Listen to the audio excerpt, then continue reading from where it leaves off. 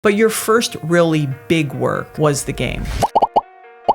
There is a residue about who people think you are because of this piece of work. That was like a book I did like whatever it is, 15, 17 years ago. And I feel like I've done some cool shit since then. I'm taking calls from the private investigator. We're meeting with the police. I rented a room in the home of someone we suspected of having done it. Next thing we know, Malibu Canyon's closed. There's helicopters, there's police. And she's like, I just solved this crime. And that led you to the Russian spies that are trained to kill somebody. I got dosed by an evil shaman.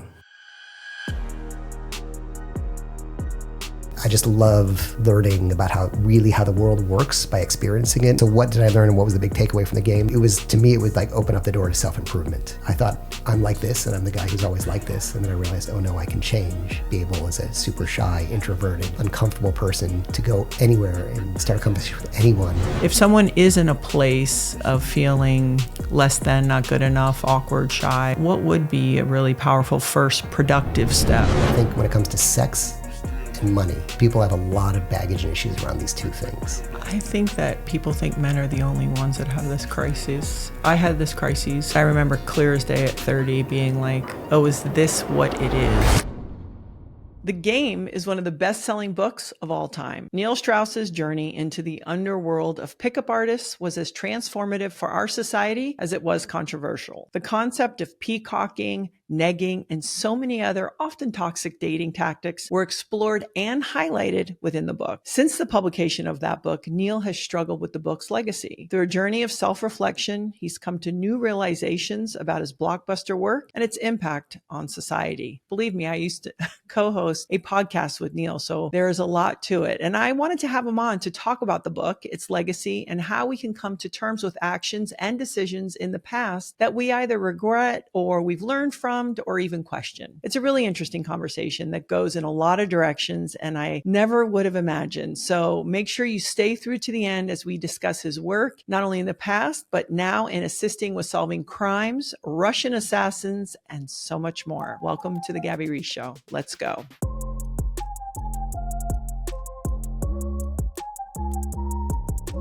Neil Strauss, welcome to the show.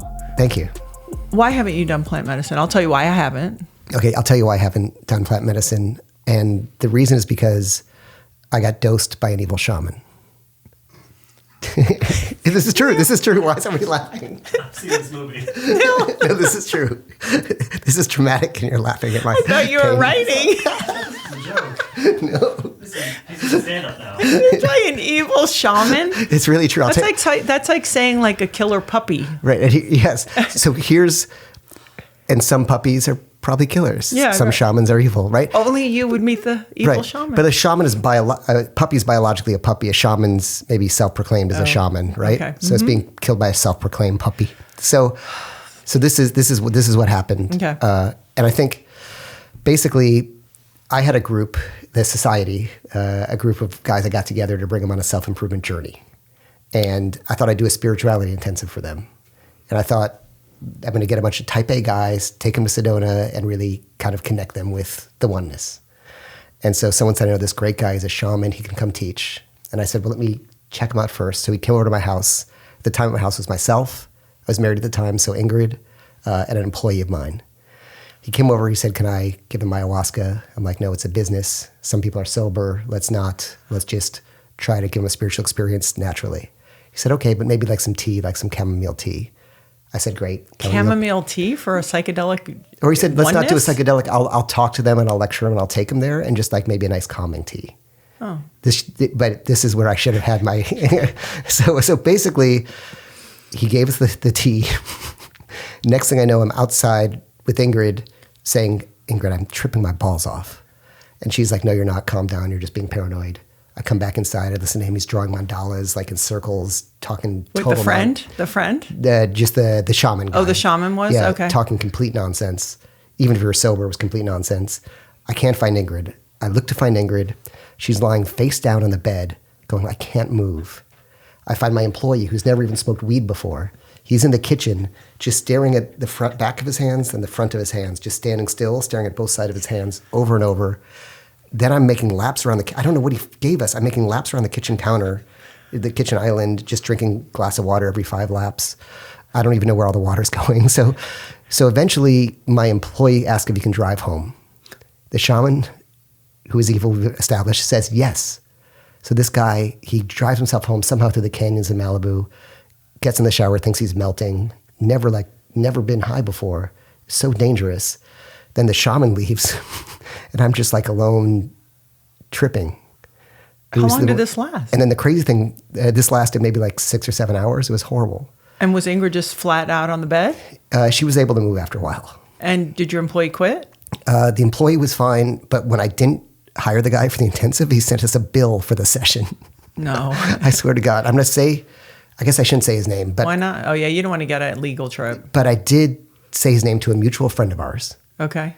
And she actually worked with him and stopped working with him. So this guy's kind of legendary for making weird concoctions of substances. Why do you think he did that? Okay, so this is an important point. I have a tendency not to attribute, even though I call them evil, I think that it's the only way. I think it's for validation. So if you want to really deeply research this guy, I found an episode of Hoarders about someone who's obsessed with this guy. Neil, you have such an interesting life. So I think that he has no other way. Okay, magicians try to be cooler than other people because they know the tricks and you don't, right? I'm reading your mind. Shamans, not all of them, let's just say self-proclaimed shamans, it's a power thing. So I think he gets his power being the drug wizard. Without you being high or without him facilitating an experience for you, he doesn't have any meaning to you. So I think he can't connect without getting you high. Wow. Yeah. Did you abort the idea of bringing your group all together on anything after this? No, I still did it. It was a great intensive. This woman, Sherry Huber, I don't know if you know her work. Oh, you can say her name? It was okay? No, that's not the guy. That's not a shaman. No, Sherry I Huber is know. like, she's the greatest. She is one of the most powerful. Her books are amazing. If you deal with depression or anxiety or shame, she has amazing books on these and is like pure wisdom. And so you did that. You went that route. I went that route. Okay. She was amazing. So the point to circle back to the story is someone shouldn't be allowed to enter your mind without consent in the same way we're like that physically. Right. And so it was such a sort of violation that sometimes I'll literally like maybe drink a glass of something here and start to think, oh my God, what if I've been dosed? Really? So I have some like psychedelic PTSD. Maybe you should go on a really measured journey and rewrite that. That's what they say. So get back on that horse, Neil. So I had the intention to do that. Yeah. I love that this episode has turned into my why I don't do. But there's so many episodes promoting psychedelics. Let's take the other journey. So I was in Tulum, right? So and everyone was doing Toad. That 5-MeO DMT. Yeah, with and the it's quick. shaman. It's a very quick journey. It's quick on the outside watching. Yes. The inside. For the inside yes. experiencing it, it's like could be an eternity. So I was trying to, the hair of the dog that beat you, the hair of the toad that beat you, I guess. And I was talking to the shaman before, and she's like, "You're free to take this, but make sure you have 6 months afterward free to integrate." I'm like, I don't know if that's worth it. 6 months is a long time to be in a psychedelic mental hell prison. Yeah. So, yeah. So it just hasn't found you. I haven't done it either. I do microdosing. Yeah. And I've eaten certainly like edibles, but it hasn't called me yet. Right. And you did give me ketones before this podcast. Yes, ketones. Right. That's right. Should be fine. But ketone IQ, we got you. We're trying to focus. You've been sitting in traffic. Here's why I think that people do something and it works for them and they think it's for everybody. Mm. And I think it's for them, and to push it on everybody sometimes can be irresponsible. I certainly know people who had life-changing great experiences, and I know people who've really gone into a place they never came back from. Yeah. And so you really have to consider all this stuff. And for you and I, we've worked so hard on ourselves, right? The long way, right? Yeah. And I feel like we've fine-tuned ourselves so much that sometimes maybe just throwing a grenade in there and hoping everything lands in a better place may not be right for us. And I also will add to that, and I sometimes am afraid. Yeah. I am. And you, like me, you don't mind a little control. Yeah. So I think if I'm being honest, it's also a little bit of that. Yeah, and doing something like holotropic breath work is something if you're starting to go to a place where you're uncomfortable, you can just, stop this breathing cycle and relax, and you can get back to I've seen some stuff doing some breathing. Yeah. Especially when I'm guided by somebody and I just surrendered to the patterns. Yeah. So some people may or may not know this. You and I actually used to do a podcast together. You are the one who initiated me. We did one in the sauna called the Truth Barrel. I had a lot of fun with you doing that. I know I miss it. I feel like we are very different, but then there's some congruency there, even though it probably wouldn't be that obvious from the outside.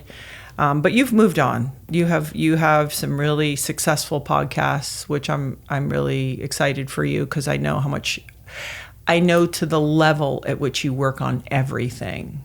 So they're basically real life crime mystery. It's like old fashioned radio. It is. When I listen to your podcast, it's what reminds me of people before TV would gather around a radio, the music, kind of some of the conversations coming in and out from the phone. It feels like a show that's being brought to life, but just by listening. Yeah, that's exactly how I think of it. It's so fascinating that everything comes back around. It really is like old radio plays. Yeah, and it's engaging, and you know how to even fade out, waiting. Oh wait, what's going to happen? So is it Ingrid, your ex-wife, who kind of got you? Because the first show was really kind of, I feel like she was the inspiration. Yeah. This case that she couldn't let go of, like what happened to this girl. Right. And now you have a new one out, but you've done it in 2 parts. Right.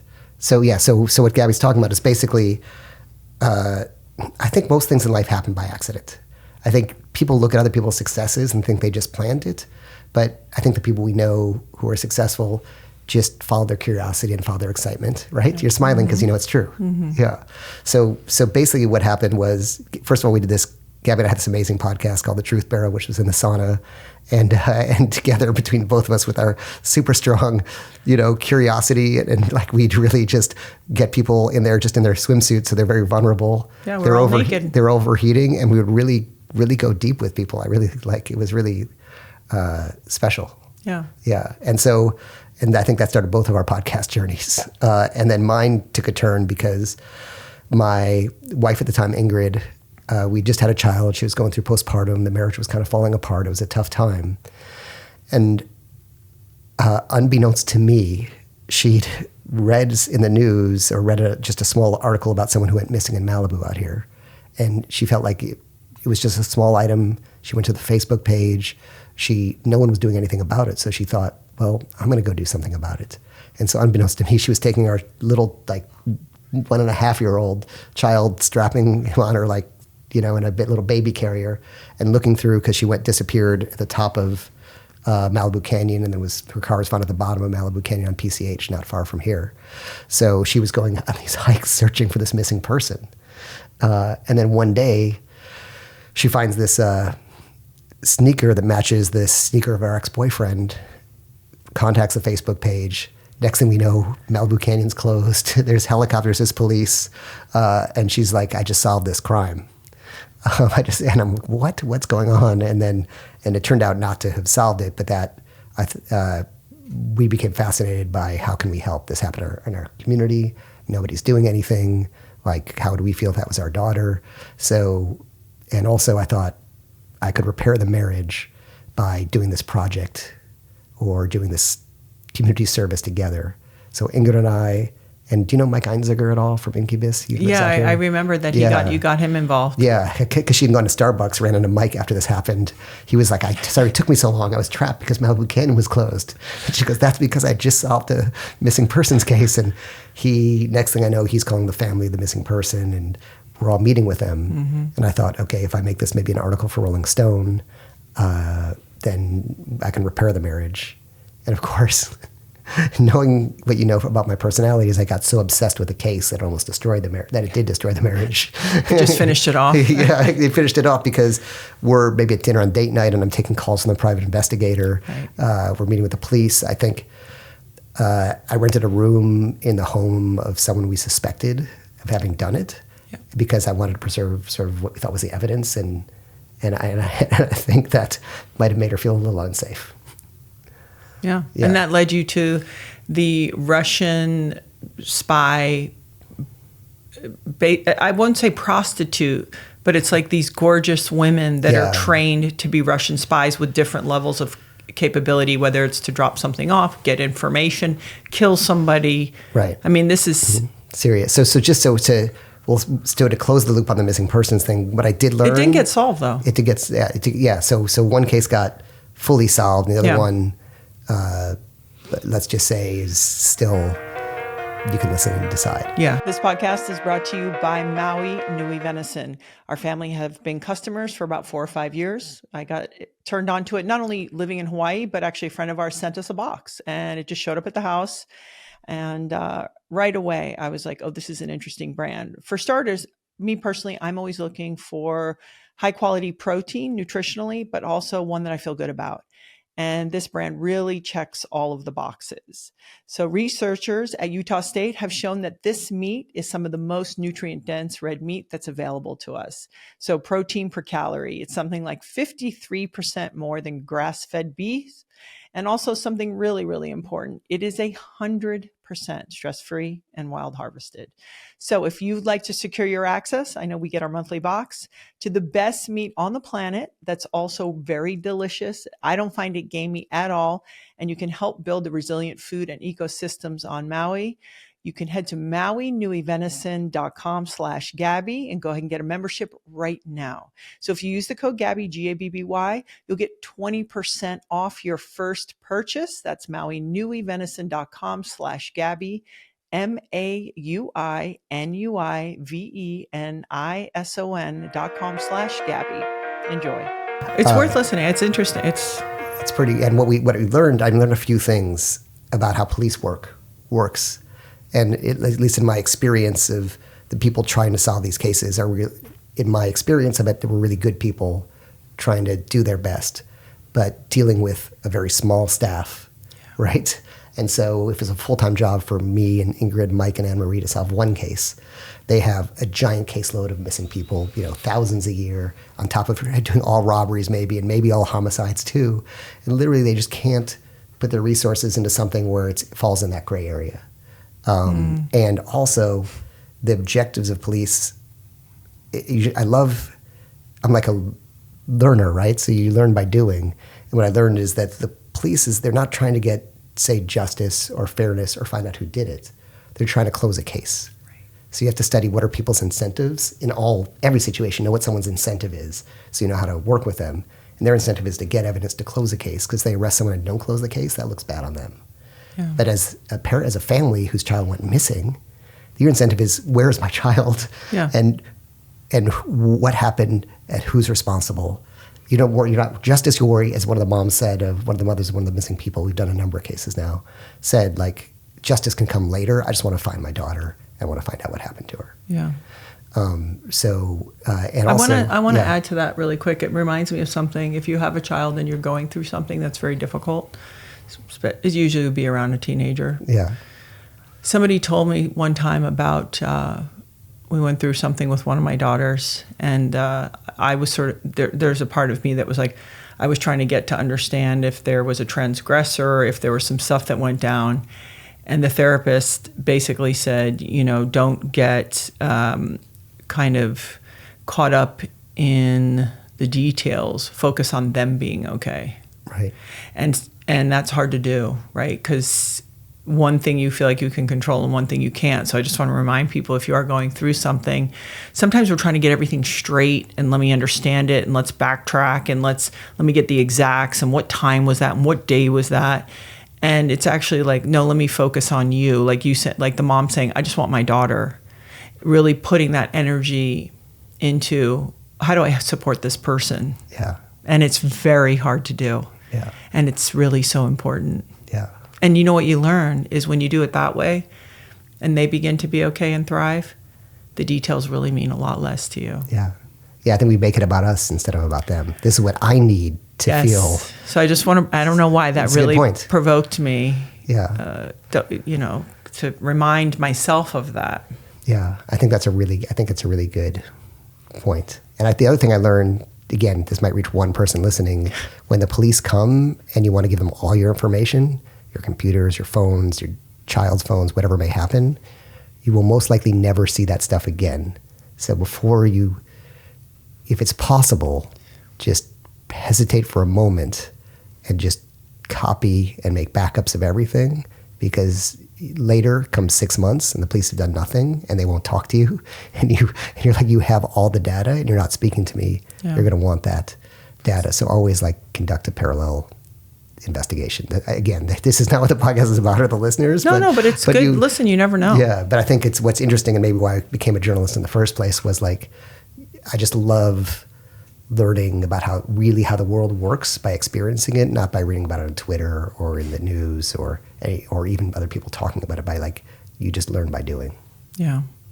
I mean, you even wrote Emergency. Yeah. Pretty great. Yeah, which is like way too topical now. It was a book I wrote about. I realized that growing up in the city and raised by the parents I was raised by, like if the shit hit the fan, like I'd be the first one to be like deemed useless and eaten. You know? Yeah, Larry would be like, what are we doing with Neil? Yeah, exactly. Is there enough meat? How long can Neil's meat survive? Yeah. Yeah. He's got some fleshy sides there. Exactly. We'll make a little Neil jerky there. Right? Like, yeah, and Laird you would keep alive Forever, because he like literally saves. He'd be useful. He saves a few people's lives a year. I mean, how many people can you say that about, right? So, okay, so so you did that podcast, which was Right. wildly successful. And how did you pick, were you being strategic to like, hey, this genre's, people love this. And what is it with women and like murder mysteries? Right. All that stuff, they love it. Yeah. It's weird. Yeah, I want to do actually I want to really write about what our attraction is to that. But it's women side. more than Yeah. men.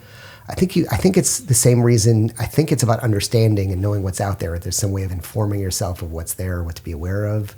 Or I wonder what the morbid But once you fascination is. know, do you need to watch those stupid, Over and over. those Nightline shows or whatever? Yeah. How do they keep making the same show basically with just a couple different scenarios? And you know what's fascinating about the channels? I don't know if the channels that are voted to these murder mystery shows, whatever they are, Oxygen Crime, whatever they are, they actually don't have commercials between the shows.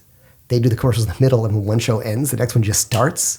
So you get hooked on it right away. Yeah, it's sick. Like it is sick. But there's some. Here's a thought. And by the way, I really want to research this for a project. So I'm glad you asked that. I think that our brains are wired for fear first, before happiness and joy, because we need to survive. Yeah. Right. So anything that's like gonna hit the fear center Wins. Is just gonna win. So you're like, this is a good business. Right. But think about it.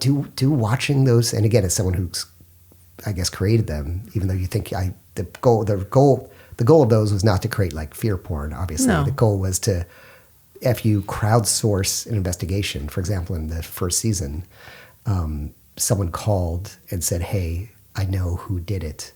I haven't called the police because I don't trust them. I haven't called a private investigator because I don't trust that they'll go to the police and keep me anonymous. But I've heard your podcast. I've heard your voice.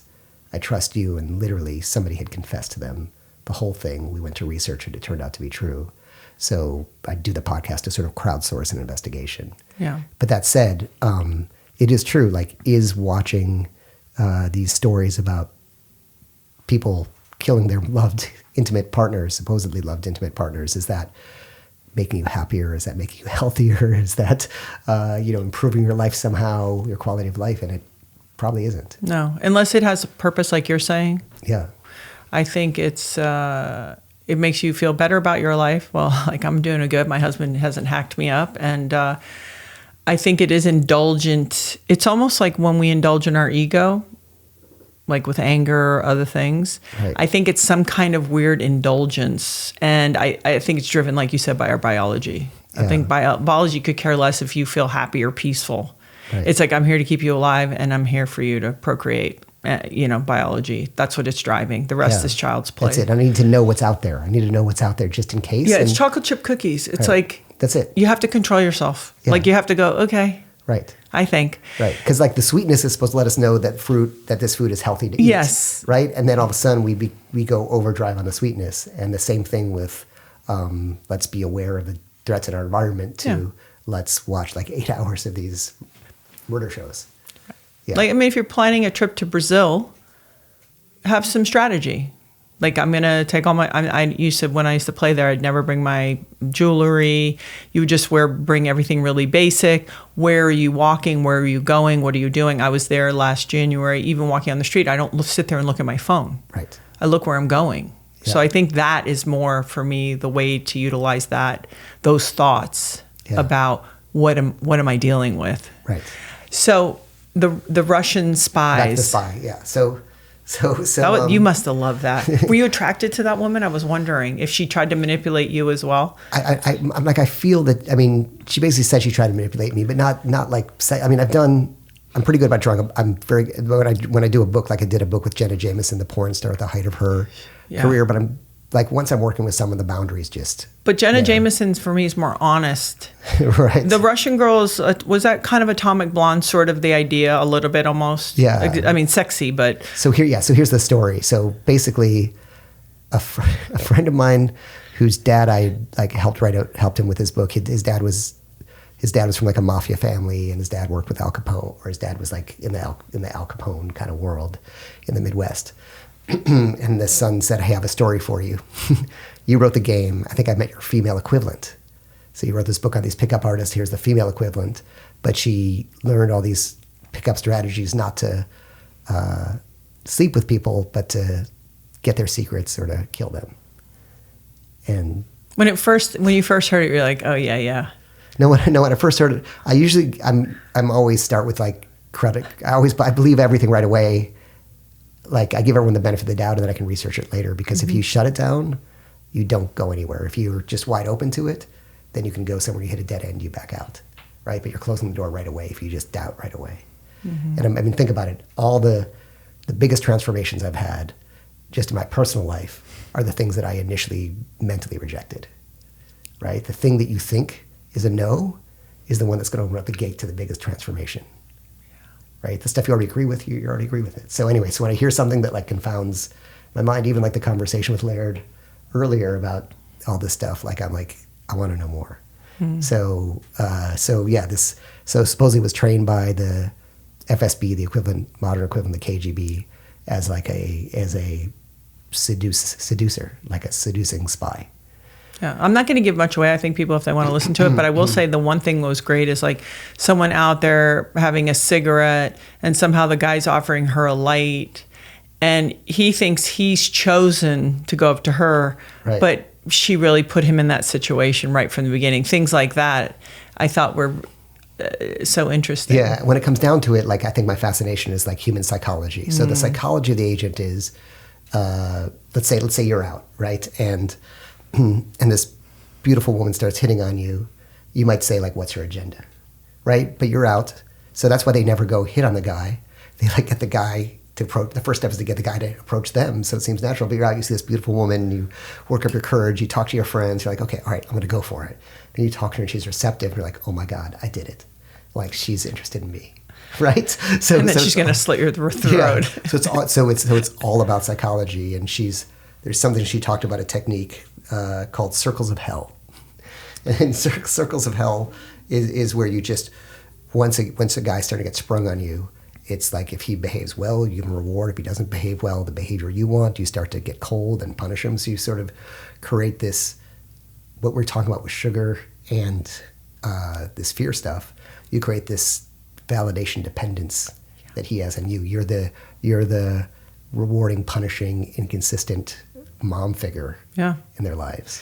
And these are a lot of them are powerful, educated, like these are not dumb guys. Yeah. And I thought it was also interesting the way they touch them in certain ways to evoke certain emotions. So every time they put their hand on them a certain way, it would, pretty incredible stuff. This podcast is brought to you by Bond Charge.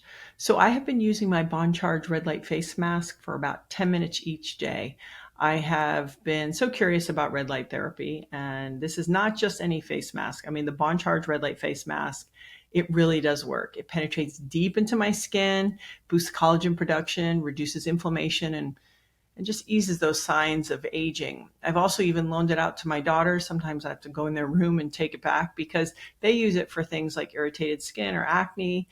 And so if you've been curious about it, they have a great offer for you. Bond Charge's red light face mask they just make it so easy to take care of your skin, and you can use it at home. It's like a mini spa session. And what I love is because there's no cords and it fits so comfortably on your face, you can run around and do other things while you're doing your red light therapy. And I know a lot of us might book appointments and do painful things for beauty. And this is so easy to do. It's painless, and a lot of other beauty and anti-aging treatments can be not only expensive, but they are uncomfortable. And the red light face mask has been a game changer for me. It's part of my everyday skincare routine. So I'm doing everything that I can. I'm getting to bed, eating well, but I love these extra little bonuses that make my skin feel great. If you've been curious, you can start adding Bon Charge's red light face mask to your daily routine. And all you have to do is order one today. Right now, my listeners will get 15% off when you order from boncharge.com and use my exclusive promo code Gabby at checkout. The discount applies site-wide. I got some really cool headphones as well. That's boncharge.com, boncharge.com. You also get free shipping and a 12-month warranty. So go ahead now for the exclusive offer. That's boncharge.com. Don't forget the code Gabby, Gabby, site-wide for 15% off. Why did you choose to break it up, to torture your audience to two pieces? Yeah, I think it's about what's, and by the way, she says men's biggest weakness is sex, and we can see that with all these powerful figures going down over their inability to be truthful. Be truthful, or B, have appropriate boundaries around that stuff. So she said what's the question? Just you broke it up in two. Yeah, no, I think to me it's the art of storytelling, right? So I know, but Neil, but it's frustrating in a fun, good as way. a consumer. Yes, I know it's true. Yeah. So I want to tell the story the best it can be told. So, for example, you have someone on their podcast and they tell their story, and they're like, "That's an interesting 4 or 5 minutes about how you got here," but I want someone to like live it, to feel it, to breathe it, to really be there. And then to me, you took her story as a way to learn about modern Russia. So, for example, when there's an assault that happens, I'd bring in an expert to talk about what is it like to be like a woman in the Russian military, where there's really no recourse for anything that happens. When she's poisoning someone, I talk to experts on poisonings, and talk to somebody, learned about Russia's poison labs, the different poisons they have. Talked to someone who was good friends with Litvinenko, this Russian defecting sort of FSB officer, whistleblower, who was poisoned with this radioactive polonium. And it's crazy. And here's what's crazy. Where was he, in London when that happened? He was in London. That's and right. He calls this guy, Yuri Felshtinsky was his name, his co-author. So he's he's in the hospital after being poisoned with this polonium-210, and he tells him, he was in Russian prison for a year or so. He's like, I would rather be back in prison than to go through this pain again. Like, that's how horrible the experience of being poisoned is. Yeah. Neil, I have to say, knowing you as I do, I always find maybe people's perception of you versus who I know you to be. Right. So interesting. A different analogy. Laird, years and years ago, he did a movie called The North Shore. It's like the cheesiest cult surf movie, right? But his character was a bad guy, Lance Burkhart. And I'm not kidding. 30-something years later, and people, I think sometimes, and then obviously Laird very well. He's not kind of like, hey, let me make you feel comfortable and good and show you what a nice guy I am. It's like either you get it or you don't. Right. So he also has a roughness about him. But it's almost like he has lived being Lance Burkhart. Like that was people's first perception of him. And for me, I feel like you have sometimes a little bit of that, because I've experienced somebody who is thoughtful and curious and compassionate and loving and gentle and all these things. But your first really big work, I mean, you've done tons and tons of work with Rolling Stones, and how many articles, was The Game. Right. And so there is a residue about who people think you are because of this piece of work. Yeah, it's a weird thing. Like, it's funny. I mean, I think one of the reasons we did this podcast is I was telling you guys before the show, like I was talking to Gabby. I said, I just did these podcasts, and then the marketing is like, world's greatest pickup artist reveals all, or whatever it is. I'm like, oh man, that was like that was like a book I did like whatever it is, 15, 17 years ago. And I feel like I've done some cool shit since then, I hope, but maybe it hasn't, I don't know. But it's like, oh man, and it hurts to read it because even the point of the book, and I've done so much work on myself since then. And you know, it's like you have a relationship, you have marriage, you have a child. It's like, so it feels strange when I just saw that. And I understand, by the way, I really do understand that gets clicks, you know, and we're in this sort of like, how can we get people, we're in this race for people's attention. So okay, well, the flip side of that is, so you don't fret, because I know you're a fretter, is if somebody then is drawn to listen to it and can hear you, they would know pretty quickly how thoughtful you are. Yeah. So I don't personally like that either. Yeah. I'm kind of a literal listener and speaker, but that's why I'm bringing it up, because the game for me was a younger man noticing something, a pattern in our social construct that I would imagine is pretty interesting, especially as a single man, maybe who was interested in women and seeing like, well, how do women operate and how does it work? And I would have sometimes people say to me, I can't believe you did a podcast with Neil Strauss. And I'm like, isn't the bigger question, I can't believe that works? Right. Because I can tell you right now, if I met you and during your experiment of the game and you pulled some of that bullshit on me, I might be like, I used to say to guys, does that work? Because I think when you're a certain kind of woman, it's like, I actually want you to be kind and nice to me, not, oh, well, put your name on my phone and put something so I remember who you are. Right. Well, here. Do you think there's a cluster of thoughts around that? Okay, but do you think like if myself or one of my daughters, you think that that strategy would work? It would work better on you. Why? Than the person in the club, because you're smart and you're curious and you're interested. So you think the person who's like, whatever. There's the who's like, whatever is like off dancing to whatever song that is, and it just hears like that hot song in the club and wants to go dance to it. Like you're not going to keep their attention, but someone who's actually curious. Oh, and who can focus? Who can focus? Yeah. Versus you think? Yeah. Because you think I'd be like, oh, what's this little guy up to? So here's what would happen, and again, I don't think it's right. I don't do it anymore. No, this is a conversation. And by the way, to tie it to the Spy podcast, after the book came out, I got a call from the FBI. Yes. Who wanted me to come in and train their agents on basically how to pick up, in their case, like informants, state scientists, and it was the same thing. And secretaries. Secretaries, yeah. What are they? They're called not Romeos. What are they called? Yeah, Romeos are the swallows were the female agents. Yes. And then Romeos are the males. Well, it's almost like kind of mandatory reading, isn't it? The game? Yeah, I mean, a little bit. Brody read it. Yeah, I know. Yeah. Okay, so I have a daughter. She's going to be a senior. Unbeknownst to me, right. And she's known you her whole life. Right. I get her mail, right? And sometimes I'm like, man, this Amazon just doesn't quit stopping, right? It just comes and comes and comes. So I go, what is this kid ordering? I open it up and it's your book, the game. And she's like, I just want to be aware of the ways that people manipulate you. So I wrote the book. So there's two sides to what you're saying. Let's talk about what the book is and if it works. So it works.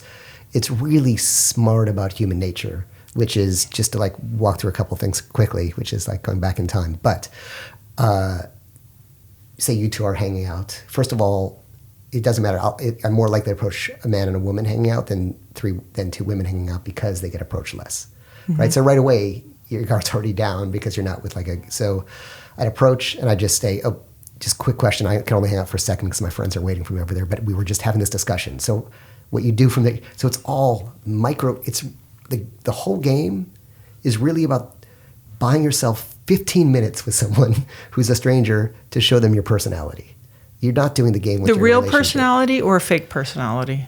To buy enough time to then show your personality, because there's a great line from, I think, Kobo Abe, the Japanese writer, who says, the city is the first place where a stranger has had to meet a stranger who's not an enemy. And I don't think we've gotten used to that yet. Mm. So as soon as you're somewhere and someone approaches you, your first thing is, okay, what do you want and how do I get rid of you? Right?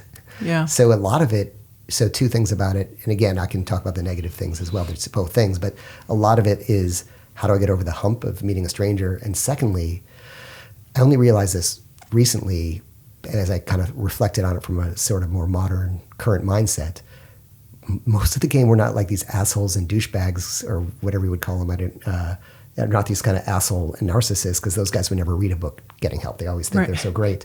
They were neurodivergent people Yeah. trying to figure out how to socially interact, and they just needed a rule book for it. Yeah. Like, I don't know what to say, so give me something to say. And I really appreciate that, because I think people are not as sensitive to understand. And it's less now because men are swiping more than having to go up cold and talk to a woman and face the possibility of rejection. As a female, I don't think we understand how difficult that is. So to me, this is the weirdest thing again. My intention, which may be different than what the book is, let's say, but the intention was, I actually thought women, and would read the book. To me, it was a book about male insecurity. I really thought women would read and be like, oh my God, these guys are so fucking pathetic. Like, look how hard they're working. And like just to learn to talk to us, and realizing that their self-esteem, we could just crush their self-esteem, a guy's self-esteem for months by saying, go away, loser. Right? Like, so I thought they'd read and see how, but instead of the book being helping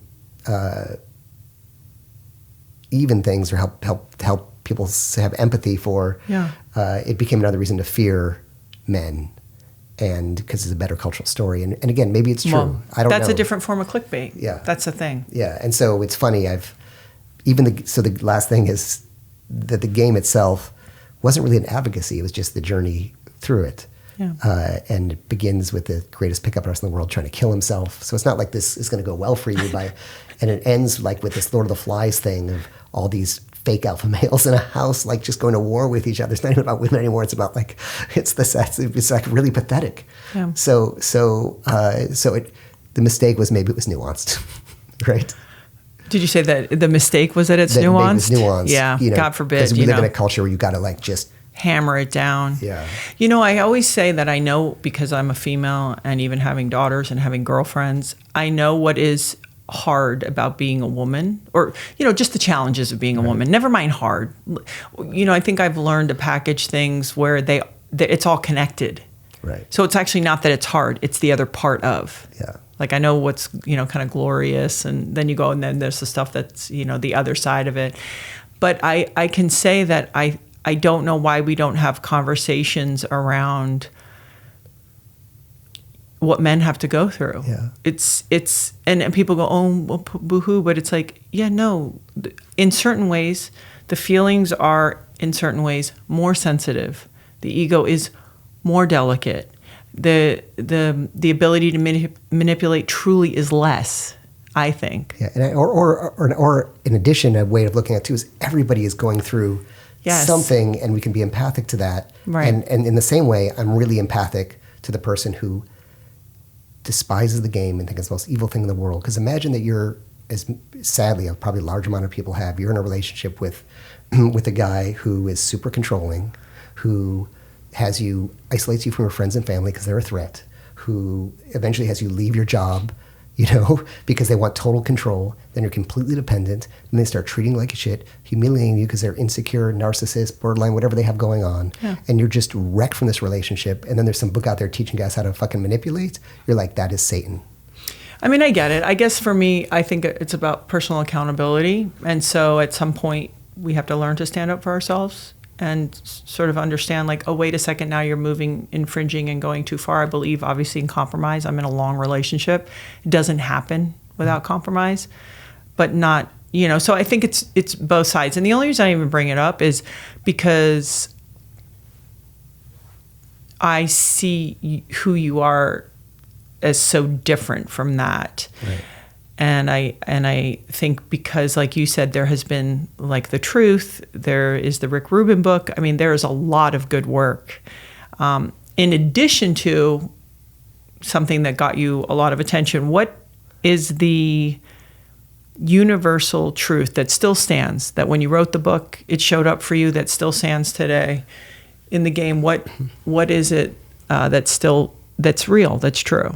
Yeah, I mean, I'll tell you two things. One, I'll step back with one thought, and then I'll answer that question directly. But I think that to go back to just empathy for why it's such a touchstone for people, I think when it comes to sex and money, people have a lot of baggage and issues around these two things. So anyone who's coming out in the world talking about sex or talking about money is going to be the center of a lot of projection. So when I do an interview or I talk about the game, the way, you know, you're coming at it from a healthy empathic place, being in like a healthy empathic relationship, right? Marriage. And so someone else who's got a lot of trauma is going to come to it with that. The same way. Yeah, your filter. Yeah. Say if I go back to the discussion at the top of the podcast about being dosed, right? To me, this glass of water is a threat because it's been open. I didn't see it poured. But I do trust you also. I'm going to take a sip. But you know, like but if I'm somewhere else in a weird place and someone's acting a little weird, this glass of just water is threatening now in the same way that I project my experience onto something empty. Yeah, that's very reasonable. Isn't that the work though? Mm-hmm. Like the ongoing. But there is something in this. No, there is. There's a flavor. Just lemon. You're going to wait till you see the questions coming up in 20 minutes it's now. Not pure water. But I think that is the work, right? Is how do we hear things and see things as they are, not with our filter. That's it. And it's funny. I was thinking about ChatGPT the other day. Oh, gosh. Wait, this can go right into it, which is, have you noticed with ChatGPT that if you're inaccurate and imprecise with what you're saying, it kind of gets your meaning anyway? Yeah. And so you'll notice you're nodding because it's true. And it's not because, in my opinion, I don't know, but I don't think it's because of some wild algorithm or programming. It's listening without a filter. So it gets what you're saying because it like put all its own experience and baggage onto it. That's all I want to do. Yeah. I really want to try my best. I can do it pretty good as a friend. Pretty good. Not great, but pretty good. Just being like, I'll listen and then I'll try to think about you. But I feel like some of the work as we're here, one of the things we can do is how do I keep thinning my own filter to everything? Right. It's so tricky to do. I mean, you're a very good active listener. I try. Yeah, and you can succeed at it. Like, it's something I think about sometimes. I might leave the pool or something and we'll have had this discussion. You just focus and you listen, you ask good questions and you're really present for it and really empathic. So I think you're in the top, 0.1% of that. I also will say that maybe it's an interesting thing. I was sharing with you earlier. I interviewed Paul Chek yesterday, and he was talking about the whole trip is to try to move from the mind to the heart, right? Yeah. And part of why I'm good at certain things is I think because I can create distance, and I'm not sure if I do that through my mind. So I'm going to see if I can figure that out. Yeah. That'll be the next graduation. I feel like you're a good, and I'm not just saying this because I'm on your podcast, but I feel like if I think about it, like I think there's 3 energy sources we maybe communicate. It's probably many different ones, but from the head, like the heart, and then, whatever that sort of like muscle, physical energy, let's say, right? Mm-hmm, there's the head, heart, body, maybe we'll say. Yeah. And I do feel like you have a balance of all 3. Like your heart is definitely present when we connect. Yeah. I'm probably more head. So head. I know. But then you're very sensitive, which is funny. Yeah, but you do your best to bring me into the heart, which is great. So I need to be doing what you said. One of my favorite questions by Neil Strauss. Okay, but what's your relationship like with your mother? Is that really? Like people would answer and Neil would be like, okay, but is that really the answer? And I'd be like, oh, here we go. Yeah, I can definitely go too far. I can definitely, That's once why you you're good at your understand this job. human nature and psychology, you know the patterns. And so when someone says what something's like you might think it's like that, but that's not what it was like because you wouldn't show up like this. Right. Right. But sometimes it may not be the place to go there. Might be I want to. Wait, let me ask the question you asked before, then I'll tell you. Yes, I don't want to ever. So yes. There's a short version. So what did I learn and what was the big takeaway from the game? Sure, the thing that's changed my life and the reason I'm here is it was, to me, it would open up the door to self-improvement. That I thought I'm like this and I'm the guy who's always like this. And then I realized, oh no, I can change. And then once I realized I could change just that, be able as a super shy, introverted, uncomfortable person to go anywhere and start a conversation with anyone, I realized that there are other things I can change, and that probably became the next books. Yeah. And really life purpose is to keep sort of growing and letting go of baggage. You document it pretty well in The Truth. That you had your mom was tough, right? Tough lady. But I'm just curious, when you say as somebody who's maybe shy or awkward, if somebody feels that way, and I think a lot of people do, because we only see our flaws, right? That was the other thing Paul said yesterday. It's like, oh yeah, you want to know God, look in the mirror. Like we're part of his creation. And sometimes it's like, whoa, how could you really love yourself that way without I'm great, but like just love yourself. If someone is in a place of feeling less than, not good enough, awkward, shy, whatever, what would be a really powerful first productive step? Yeah. Because people are always so much better than they think. They just don't give themselves that chance. Yeah, I can give a few. I mean, I've done so much of this work myself, so I'll give you a few things. And you can tell me when to stop because I could go on this subject forever. But here's like a little technique that you can use right away. It comes from this woman named Barbara McNally who worked with the Tools guys. So the short version is intervene on the lie. We tell ourselves a lot of lies, and you want to rewire your brain and intervene on it as soon as it happens. So I'll do a deeper thought afterward, but the simple thing is this. Let's say one way you can tell you're lying to yourself, if it's an I am statement. I'm stupid, I'm an idiot, what's wrong with me, right? So let's just say you're parking and you bump the car in front of you and you're like, God, I'm an idiot, right? So the lie is I'm an idiot. But what's the truth? And we don't want to, I think affirmations can also be lies. Like, I'm a powerful person capable of anything. No, you're not. Right? Like, you're not. And I don't even know that's going to help you because when you fail in life, you're going to feel a discongruence with what you're thinking. So, but you can say, I hit the car in back behind me and I didn't mean to do that and I'm feeling some shame. That's true. Yeah. But you're not an idiot. So the technique is as soon as you have a de-affirming thought, you just say that's X and you almost picture throwing out of your head. So that's X. I'm getting rid of that. And then instead you tell yourself the truth. And what you're doing is you're undoing that critical parent or whoever it was that in your life was telling you you were an idiot. For example, it doesn't come from nowhere. My parents literally, like I still have. So when I did something wrong once, I had to write, I am a dumb jerk 500 times on a piece of paper as a punishment. So what's that program in your brain? Real? It's for real. And here's the crazy thing. I forgot about it. And then years later, I think I did something and my mom sent me, I guess she had saved it, sent it to me as a message or a warning. But that's unbelievable. She saved it? Yeah, she saved it. I know it gets worse. Imagine how embarrassed you'd be as a parent. Yeah. Yeah, so, and sometimes we forget about these things. I literally forgot that ever happened until I saw it. I'm like, oh my God, no wonder I have self-esteem problems. I literally had to write, I am a dumb jerk, like 500 times as a punishment. Yeah. So, I can't help but see how it shows up over and over is all of the incredible work that's put into the world because somebody had to suffer at the hands of their parents. It's like, listen, if you're feeling good, you're kind of just going to be like, yeah, let's have a relationship and go to work and everything's pretty cool. I think most of the great work, first it comes from maybe the hurt, and then you see people who can generate the work from love. right. That's the most powerful. But that has been your gift the whole time. I love that you're saying this because so my next book is called The Power of Low Self-Esteem.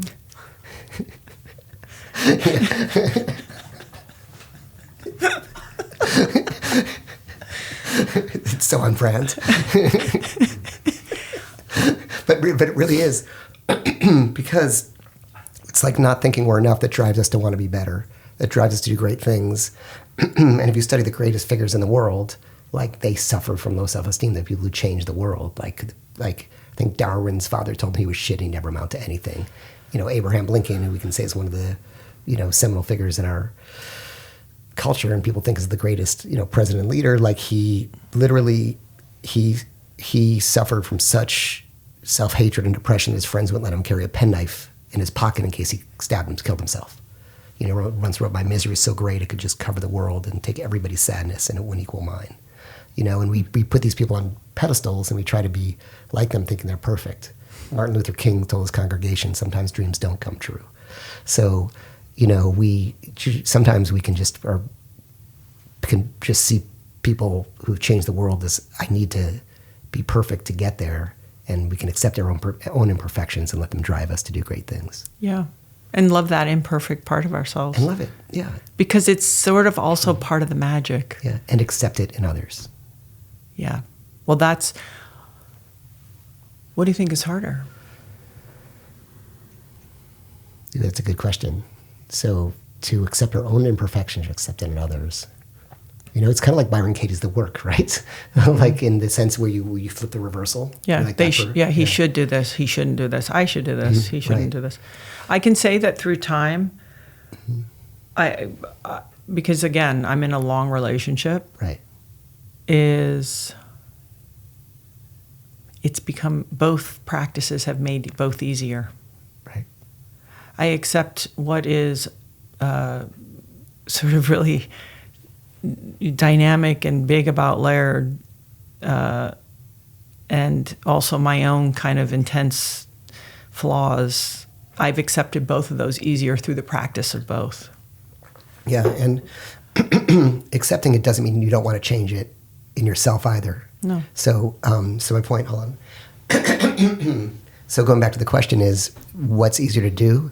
I think there's two kinds of people, right? There's some people who are really hard on themselves.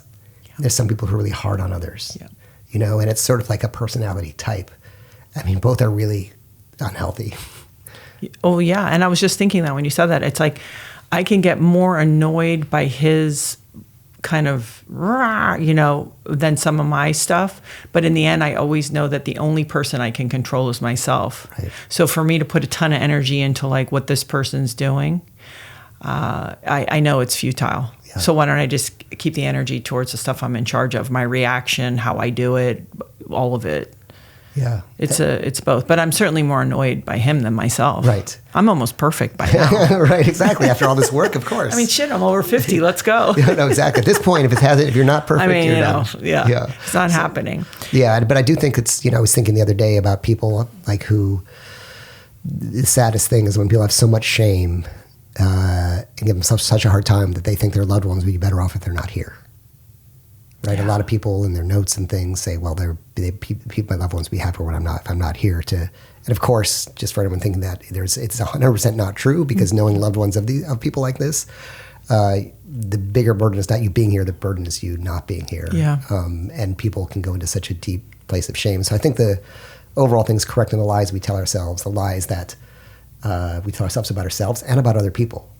So for me, for example, if I find somebody annoying, irritated, something I don't like about them, the first thing I do is I ask myself, what is the story that I'm making up about that for myself? So, for example, simple thing, super critical mom, as you've gathered already. So if I'm with a partner and they're criticizing me and and I feel myself getting that, you know, the feeling we get irritated, you don't say anything, but you just feel like a certain energy in your body. Everyone has a different thing. Maybe their heart clenches, or I feel like a sort of tightness somewhere, whatever it is. I'll just stop and I'll say like, okay, why am I getting annoyed by this? Why am I having a reaction? And then for me, I'll say, oh, of course, because my mom used to criticize me all the time. Is this person my mom? And let's say they're just like my mom, then I freaking chose them for that reason, right? And if not, or is their criticism valid? It's super unhealthy to expect your partner to always say affirming things about you. That's not realistic. Your partner will have some criticisms, and that is okay because you're not perfect. And you're harder on yourself anyway. Probably most of us are harder on ourselves than our partner is, and more critical of ourselves than our partner is. And so if we can accept it for ourselves, maybe we can hear it in a loving way from our partner. On the other hand, right, if I love relationships, by the way. Relationships are my favorite thing because it's where all our issues come out. Like, everyone's super healthy when they're single, right? They're doing great. As soon as they get in a relationship, they'll, you know, Tell me about it. Yeah. It's school every day. Yeah, right? Yeah, it is. And well, they say we really know ourselves. That's where we get to really know ourselves. I used to joke all the time. I'm like, I could write books like Osho too if I lived on a hill and lived in a yurt by myself. Exactly. Get me around Brody, right. And, you know, the real Gabby's coming out. Yeah, and all our wounds are relational. Yeah. All of our wounds are relational, so they come out in relationship, and it's either a chance to heal them or a chance to relive them. Yeah. Yeah. It's interesting. I was thinking, I feel like this psychology stuff that like we've been into it for a long time is very like trendy now to its detriment. And I always hear people talking about like, oh, I'm avoidant, love addicted. And 50% of the time they're wrong and they don't understand what it is. So I don't know if you've noticed it. I've been in conversations here. I've heard somebody say, oh, I'm a love avoidant because I'm but people have the wrong idea of those things. So It's interesting that everyone's throwing these concepts around and they're kind of becoming cliche and we're getting tired of hearing them. But when you understand and they're deep, and I get worried that, a love avoidant doesn't mean you're avoiding love. A love addict doesn't mean you're always looking for, it's different, and people self-diagnose in these very shallow ways. Yeah, they do that. And like you said, then they don't go down any rabbit holes and really understand. It's like, anxious feeling, being anxious, having anxiety versus you're having a moment of feeling anxious. These are wildly different. Yeah. And nobody does any homework. And I think they do. They love the fast label. I have ADHD. I have, it's like, holy, I'm triggered. I'm trauma. It's like, Right. Okay. And you can't do the homework on yourself because you're too close to yourself. Yeah. You don't even know what you look like. You don't even know, you know what I mean? Like literally look in the mirror and what you see is not what other people see. Right, that's right. Right? So like how can you diagnose how your brain, how it acts? You really need someone from the outside or even a group of people from the outside to get some of that information, figure out what to do with it. But for sure, you can't, as a writer, books are not enough to, an Instagram post and TikTok videos are not enough to like really grow. No. Not even close. Yeah. One thing Byron Katie does that I like is when she does the work, she does the worksheets, because you can your brain can change its mind and go off on these tangents. And she's like, no, let's go back to the sheet. Right. Just even simple disciplines like that. Yeah. Where if you are trying to get into it and excavate, what kind of framework do you have to help you sort of stay on? What did you first say? Right. Because we can be like, oh no, what I meant was, and we can, move around. So I think within it all is still going to be reading, and it's going to be slow. It's not going to be a 7-minute video. Yeah. Reading begins the journey. It doesn't end the journey. No. Well, the practice. Yeah. Like it's like you could read Byron Katie's book, but you actually have to do the work. And then you have to have maybe somebody else. You might need someone else to show you how to do the work. And to go back to your question about how do we correct these not enough statements that we make about ourselves, I think the other part of it is recognizing where they came from. Right. So, for example, the beliefs we have didn't come out of the blue. So, if you can recognize how they came in and how you came to believe them, you can disassociate yourself from the belief. As an example, a parent might say, "Oh, it's a bad kid. He's a bad." Might say, "Oh, you're bad," and you get the identity of, "Well, I'm bad," right? Or I'm bad, or I'm not good, or whatever it is. I can certainly say as an example, like every issue around something negative. So I really always thought I was selfish. I was also called selfish a lot growing up. And I thought of myself as selfish. And then later I realized that I took on that as an identity when in fact what it was when a child can't be controlled, right? And isn't there for the parents' needs, they can control them by calling them selfish or bad. So in other words, you can come back, you can take your thought or your belief and say, your brain's like a computer that's being programmed by your childhood experiences. It's just a fact. Like we're so adaptable as human beings. We're spread out all over this world because we're born with this certain predispositions, certain resiliencies, but the brain cells are there, but they're not all wired together. We're born in this environment in the first few years. This wiring is taking place on a wildly fast level. Yeah. Like the neural connections a 3-year-old is making is like, 2 to 10x times what we're making. In fact, later after a certain age, in youth, we start losing connections, the ones we don't need. So it's wiring together really quickly to adapt to our environment. So if your environment is getting no emotional or time with your parents, then I'm not important or I'm not enough. It just gets wired in there. So instead of believing your lie, you can say, oh, you can run a virus scan on yourself. The virus was put in by this experience, and now my goal is to unwire that and get back to who I am. And I think it's also when you... Does that make sense, by the way? It makes perfect sense. And it also, there's a couple things that happen when you do that. You go, oh, no wonder I act like that. I get it. I don't need that anymore. Right. Or I respond that way. And the other thing is sometimes having this weird compassion for your parents and realizing in that moment they did the very best they could. And so sort of uncoupling it all also helps you have, I think, a better understanding or sort of just compassion for whatever they were going through. Here's a radical thought around, not a radical thought, but here's a perspective on that, which is you're absolutely right about the compassion and understanding your parents, but there's a time and a place for that. So if you lead with just compassion and forgiveness for them, what are you doing? You're throwing away your reality. Yes. And your needs. So it starts. So there's a place for forgiveness, and it's at the end of the healing process. When you can stand. Yes, exactly. When you're okay. I agree with that. Yeah. If you do it too soon, you're doing what you did throughout your childhood. You can tell this if you're talking to someone about their childhood. Oh, but I didn't do that, Neil. Yes, exactly. No. Yeah. It was about me and everyone. Right. I was like, what is everyone's problem? Yeah. Yeah. So I needed to come to that to have the softening. Yes. Because the softening also released me from the anger and the narrative. Yep.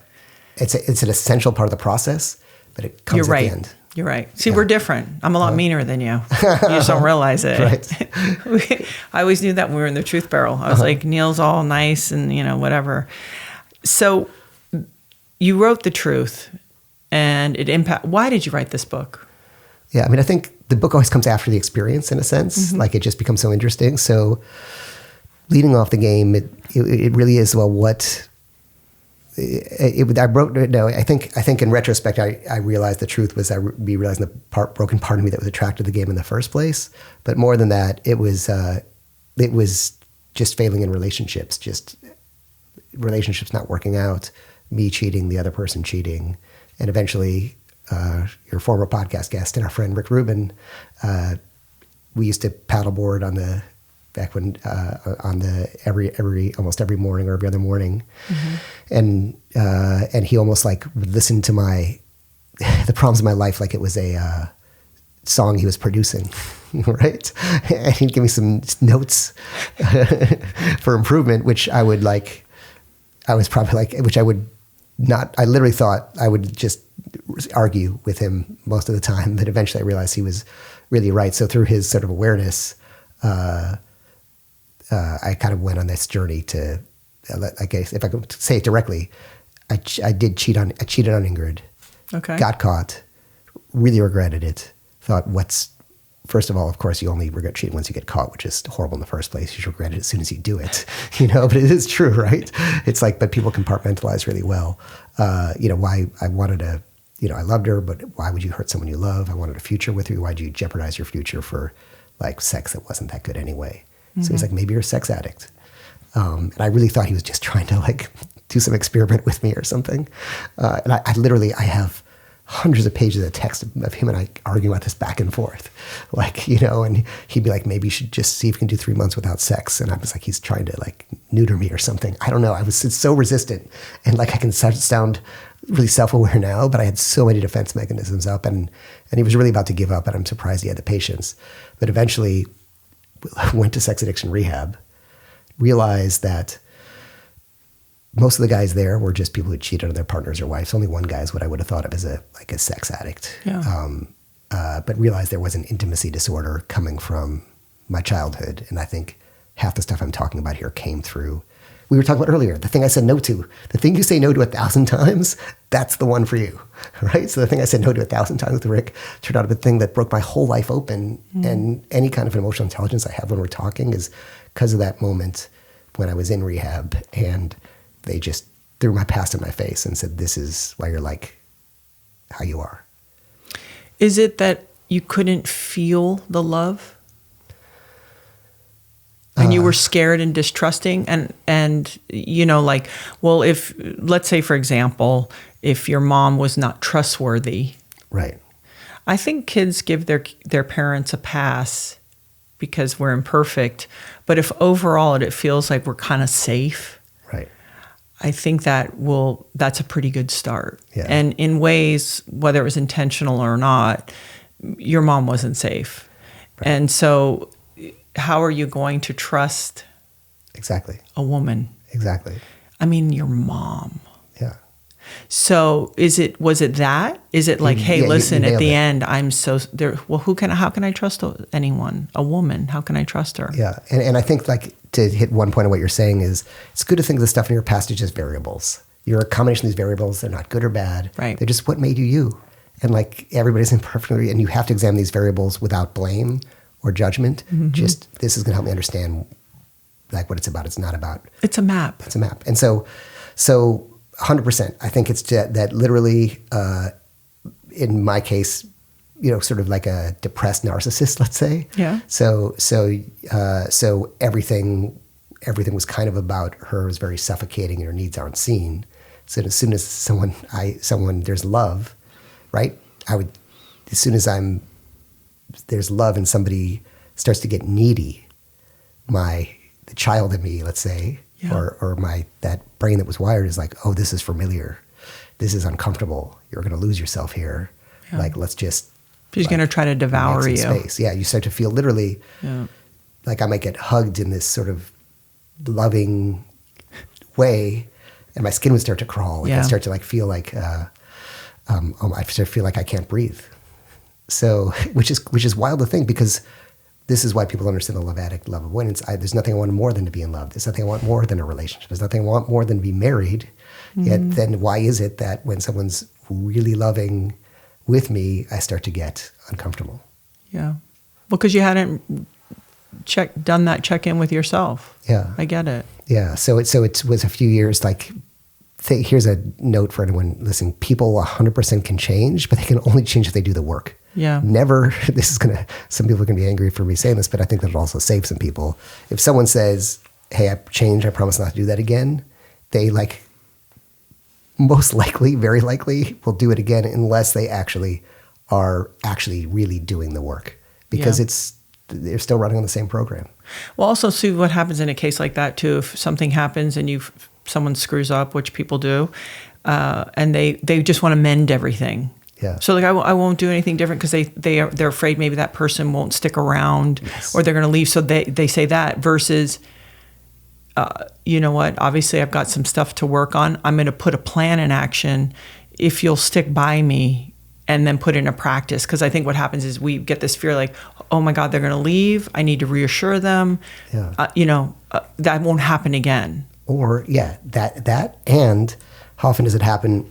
Someone's in a relationship, they push the other person away, they want their freedom, and the moment the other person actually starts to leave, they get panicked, they feel abandonment, they feel hurt, and then they try to pull the person back. Yeah. And so the yo-yo, isn't it yo-yo. great? And then as soon as the person's back, they're suffocated again, they're pushing away. Yeah. And you can just be in that yo-yo forever. Forever. Yeah. Yeah. So why do you think Ingrid said, okay, let's give it a go?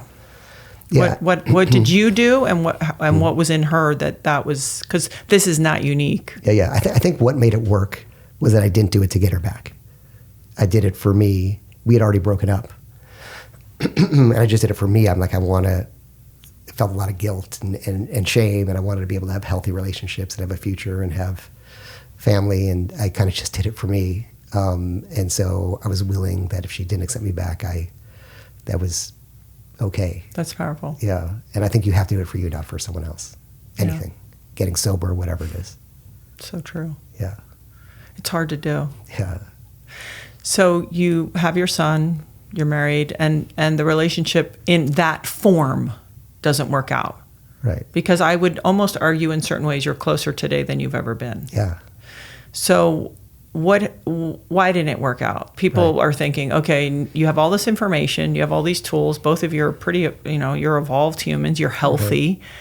Was it just for a season? Like, what was It's so interesting.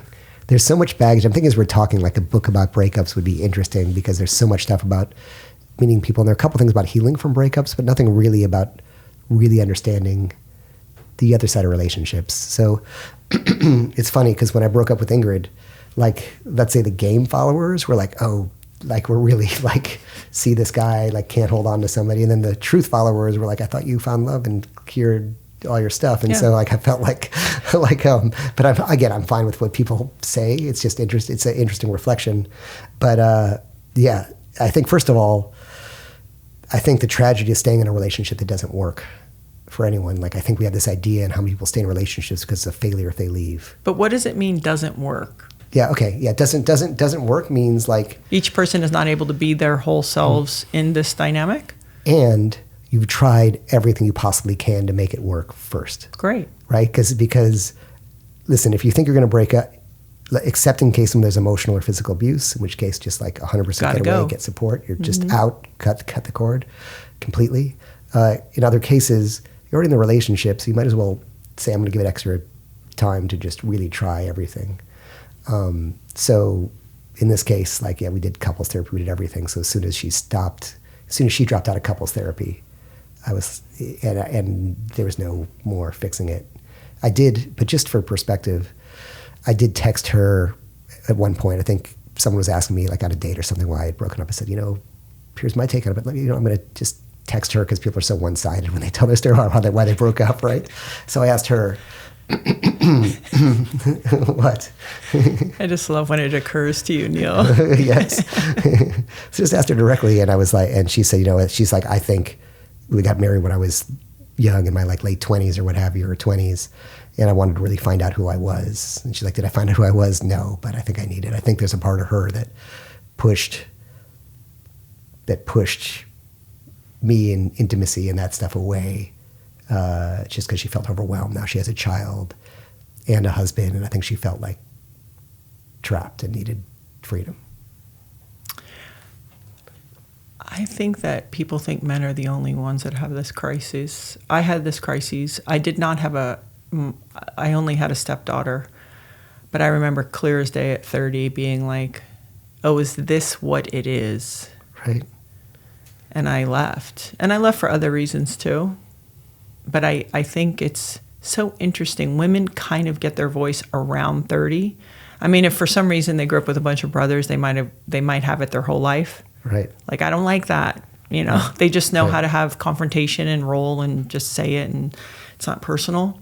Yeah. But I do see a lot of women move as they get towards 30. They look at what the world has told them how they should behave, and then how they've behaved in partnerships, and they think, wait, this is what it is.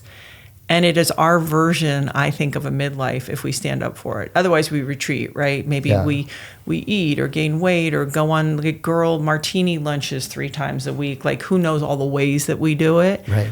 But if we really go to face it and go, wait, I signed up for this, but maybe I didn't sign up for this. Yeah. So how do I, kind of make some changes here? Yeah. And get your partner to make changes? Yeah. Oh, that's a hell of an experience. You should see, I even think now I am a very different person than when I met Laird. And sometimes he'll say something to me and I'll say something in a certain way, and I can see the surprise on his face. Like, right. Who's this bitch? Right. Yeah. But it's like, no, listen, I have to be myself and who I am today, because otherwise this won't work. Yeah. And then everyone's adjusting, and then he makes a shift and I make a shift. But it is something, it's harder for women to really stand up for themselves, because we just think, I'm going to work through it. I'm going to take care of everybody. I'm going to roll. So in certain ways, it's pretty great that Ingrid could understand that she needed to do that. Who knows? I keep lobbying for the two of you to just get back together. If you write a book like the Game, and sex is sort of a kind of part of it, do you think it's possible for certain types of people to be in a monogamous relationship and not get bored or tired? Because listen, let's face it, you can have a beautiful sexual relationship and great intimacy, but it's not going to be like what it's like to fuck someone for the first 10 times. Right. So do you think that is possible for people to grow in a way that works too? So a couple thoughts. So I'll answer it directly, and then I'll pull back and do a bigger picture kind of thought. But the first thought is of course it's definitely possible, but it takes more work. And what does that mean? It takes work. I mean, Helen Fisher wrote. I think she wrote about. She's this great evolutionary biologist, and she talked about 3 things, if I can remember them, that keep a relationship healthy, which is just adventure and surprise, and learning more about the other person, and keeping things. I forget her things. I'll have to go look them up, or you can look them up. Yeah. But for sure, first of all, there are people who are totally happy being monogamous and committed to each other and keeping it exciting, 100%. Other people, as Rick said to me when I was doing this, he said, I don't trade long-term happiness for short-term pleasure. Right. Which I think is a great way to think about it, because the fact is, I mean, knowing so many guys that maybe it feels really nice in the moment, but afterward, if you have a feeling of shame about it afterward, it's probably something you want to cut out, whether that's playing like mindless app games to kill time and you feel guilty afterward, or it's like just some meaningless physical experience that with somebody who you didn't really like in the first place. Yeah, novelty. But then to zoom back, I think we have this really fixed idea of relationships and how they're supposed to be and what's supposed to happen and what the roles are and what the unspoken rules are, and that come from years of brainwashing through religion and culture and everything else. Mm-hmm. And I think like a healthy relationship is an ongoing discussion, and saying that if there's three entities in the relationship, there's me, there's you, and there's the relationship, right? All three. Is thinking what's healthiest for all three. Mm-hmm. And so it happens to people. For example, someone who used to work on our podcast, do you remember his situation with his relationship? I'll tell you. Okay. So basically, his wife went through menopause, and in her experience, she just don't even want to be touched. Yeah. After a while, it got really hard for him, because he still has his needs, physical and sexual needs. And she said, you know what, like, go have some other experiences. Yeah. Like, I want you to be happy. And in that case, like, she was cool with it, he was cool with it, and that was going to help the relationship around the boundary. So that's a kind of a healthy thing, where it might be that two people want to explore. It's not healthy when the guy is like, or the woman, I've definitely heard both of these, an equal amount. One person wants to go have other experiences. The other person doesn't want to lose them, so they accept it. In that case, it's just healthy for that person and not for the relationship with the other person. So the other point being is, like, there's no rule that you can't, like, have another, fun experience with someone else, but you also have to be prepared that if you start to change the rules around a relationship or try to do something, there's a period where it's awkward and you need to communicate really well to get through it. And I think, what you go into a relationship knowing versus maybe updated conversations that you have 5 years, 10 years, 15 years into the relationship, you have to be willing to, I think each individual has to be comfortable being uncomfortable taking ownership of their needs and wants. And that could be just their needs and wants between the two of them. Yeah. And women especially are not taught to express what they want or need. Somehow it's like they get inhibited, and I don't know. And I believe, to say that, just to sort of add another thought on it, that negotiation doesn't have to be about other people in the mix. The negotiation can be, I feel like we used to have like a much like more hot connection together. Like let's go like take like a tantra class together and open up something new for ourselves. Or let's bring in a somatic sexologist, or let's watch some video. Let's do something together that's going to give us some like excitement again, because we got into a pattern where we got stuck. Yeah. So that can be maybe an even better solution. So now that you and Ingrid have an interesting dynamic, you're actually having... Sorry, I just one thought. He loves sex talk. Do you see that? No, I think it's just there's like if there's something that's a principle that I feel like might be helpful, but the principle is, when in doubt, call it out, right? So a lot of people are in relationships, and I found that whether it's the early stages or the late stages of a relationship or even a friendship or something, there's something you're thinking, and you'll know you're thinking because you complain about it to other people, right? And you're scared to say it. Mostly when you say it in a non-judgmental, non-accusatory, connected way, it's like now the elephant in the room is on the table. You both can look at it. Yeah. As a simple example that's different from this, I have a friend, and he's dating someone who's very, very always upset at him, right? Like there's nothing to do, right? Like literally, like he goes out with his friends, and she's like, "Why weren't you with me?" Right? And she wants to move in together. But he's like, "Do I want to move in with somebody who's literally always telling me that I'm like doing something wrong if I'm ever not with her?" But he's too scared to tell her that in case she gets more upset and feels more insecure. But the moment, and this literally took a year to get him to say something. And once he did, just called it out. They didn't even change it. Once he just called it out, the whole relationship changed. She became more aware of her behavior? No. She felt not crazy. She felt like, oh, I'm just trying to make up reasons why, like I feel this insecurity. I feel like you don't want to live with me. I'm trying to think what's wrong with me. So now I actually know that I'm not like crazy to think that it is true that you don't want to live with me.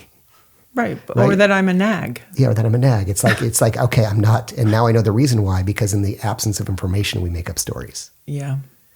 Yeah. So See, I have to say I would have ended up in a very different relationship because of my tendency. Right.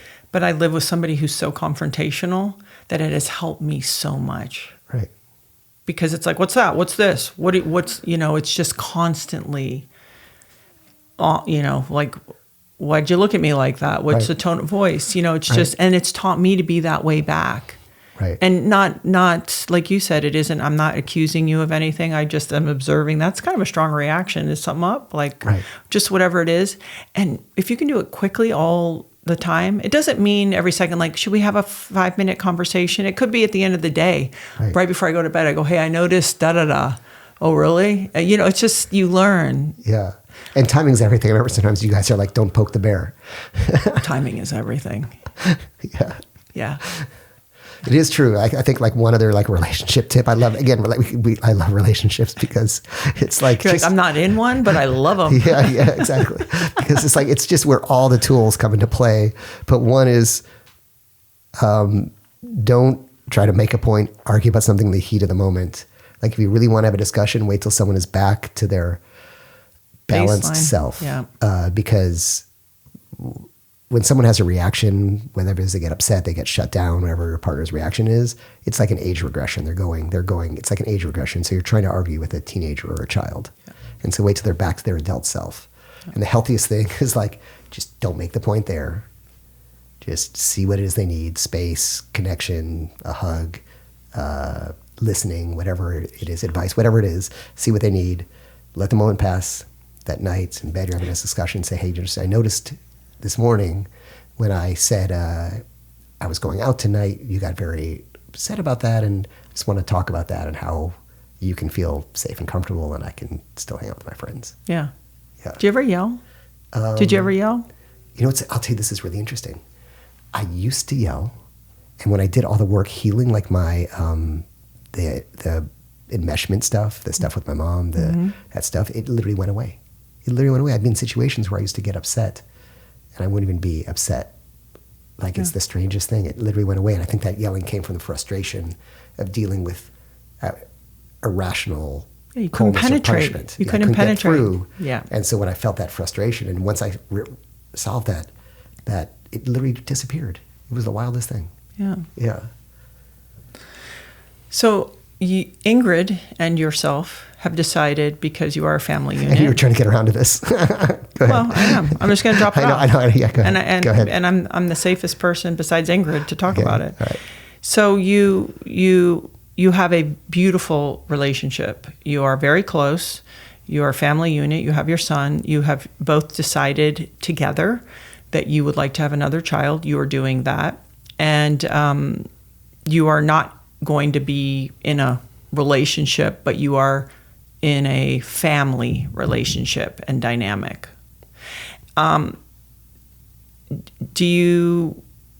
What's the dance on this? And who brought it up? Like, was Ingrid like, hey, I think I'd like to have another child, and neither one of you are really in a relationship, and you are both the parents of your son, so It seemed, and you trust each other as parents and friends. Who brings this up? Yeah, so I think we got divorced maybe 6 years ago, and since then, I'm really like best friends, and I see her like a family member, like a sister, and great co-parents, and I think when a relationship ends, all your stories about the other person should end. They're not like this, they don't do this. I think just the relationship's over, so let go of the stories. And I think that allowed us to become close friends, and we care about each other. If you love someone, it's okay to still care. So anyway, the point being is, I think we always used to talk about, we love 10, our son, and I think we used to just talk about having another child, and having like a sibling for him, and so it just came about that, like eventually, like she got very serious about it, and I was like, I grew up with a brother. I'd love 10 to have a brother. I think you're a great person. I think you're a great co-parent. Like, to be frank, it's scary out there in the dating world. Like, you really need to be careful about who you. Well, when are you going to have another family in a way? Yeah. I think it keeps the simplicity. And again, but I did have a discussion saying, obviously, let's make sure we have the same expectations of this as far as you're being free to date, find romantic love, and all those kinds of things. So we decided that we'd have another child. I'm together. excited for you. And because I've seen the way the two of you have operated, and not everybody gets it. Like some people have really, I'm always amazed. Right. Like when I see two people and it seems healthy Right. and it's okay with them, why other people are somehow there because they don't get it, or why would you do that? I'm just, I'm thinking, sorry, I didn't mean to cut you off. No, I just was think thinking. it's two people sort of really thoughtfully making a decision and doing it, and so you're doing this, but certain people, I guess, people have had different responses to it. Yeah, speaking of what you're saying, I was just thinking that if I think of the game being really controversial without me expecting it to be, like in retrospect, of course it's controversial, but which is that courtship period, entering a relationship. And now it seems like this, again, has been really, to me it was normal. I think people are composing families in all kinds of new ways now. Mm-hmm. And so to me, it's knowing someone's a great parent, knowing that your child is really excited to have a sibling, knowing how just great they are in the hard times and everything else. So it just made total sense to me. It was exciting. But I think people have a lot of issues on the other side of the relationships, getting into them and getting out of them, especially around exes. The word itself is such a horrible, harsh word. And maybe people have bad. So maybe people are projecting experience with exes and fear about this person went back to their ex. It should be over. That's why they're an ex. So I think there's a lot of stories. I'm still trying to really understand. In the same way it took me a few years to understand the response to the game. Yeah. I'm still trying to understand maybe the polarizing response that this is getting when it really. Well, it's not about them. Controversial to me. It isn't. And they're not doing it. You're doing it. So that's why for me, I just wanted to bring it up because I'm like, So these are a little bit more, and also, I want to just kind of dive into your writing because you are very thoughtful and methodical about the way you do things. Yeah. That's like an understatement. Yeah, I know. First of all, how long was your book with Rick Rubin on? Has it been on the New York Times bestseller? Yeah, it was on for people who haven't heard it. Will you share the title? It's called The Creative Act, A Way of Being, and I think it was on the bestseller list for. I don't know if it's still on, but it's for sure was like over a year, which is like super grateful and super rare. What do you think about that book struck a chord with people? Yeah, I really think it was the purity of it. I don't think it's really cool because the book followed its own principles, and the principle really is it's like creating from a very pure place of excitement and trust that the universe is building this, and you're not the author. And in that same way, like we kept it. Every publisher wanted Rick to tell the stories of his life. They thought the big hit book would be in the studio with Jay-Z, in the studio with Kanye, think every artist, every hit artist. Johnny Cash, Beastie Boys, Adele. I mean, it goes on and on. It goes on and on and on. And it's, of course, like all those celebrity names and all those stories. And Rick was like, I'm not going to mention any of them. Like, I'm just going to talk about the pure practice and principles of creativity. And everyone thought that was a terrible idea. Yet, if he did that other book, maybe it would have been on the list for 2 weeks, And I think it speaks to really trusting what you're called to do, what you feel is right, and not listening to everyone else, which maybe touches on what you were saying about the non-traditional family. Yeah. So you've done books. You're notorious for sort of doing co-authoring, like Kevin Hart, and certain people. A lot of people ask you to tell their story. How do you choose? Is it a feeling? Is it after meeting the person? Where is it in you that you go, okay, this is a project that I will take on? Yeah, it's interesting. I love what you're talking about is all the books I've kind of co-written for other people in their voice, which I love doing, and maybe that comes from. How do you do that? Yeah, it's so fun. I can think again. So there's the blessing and the curse of the trauma, right? So having that narcissistic controlling mom where you feel frustrated and you want to scream because everything is her world.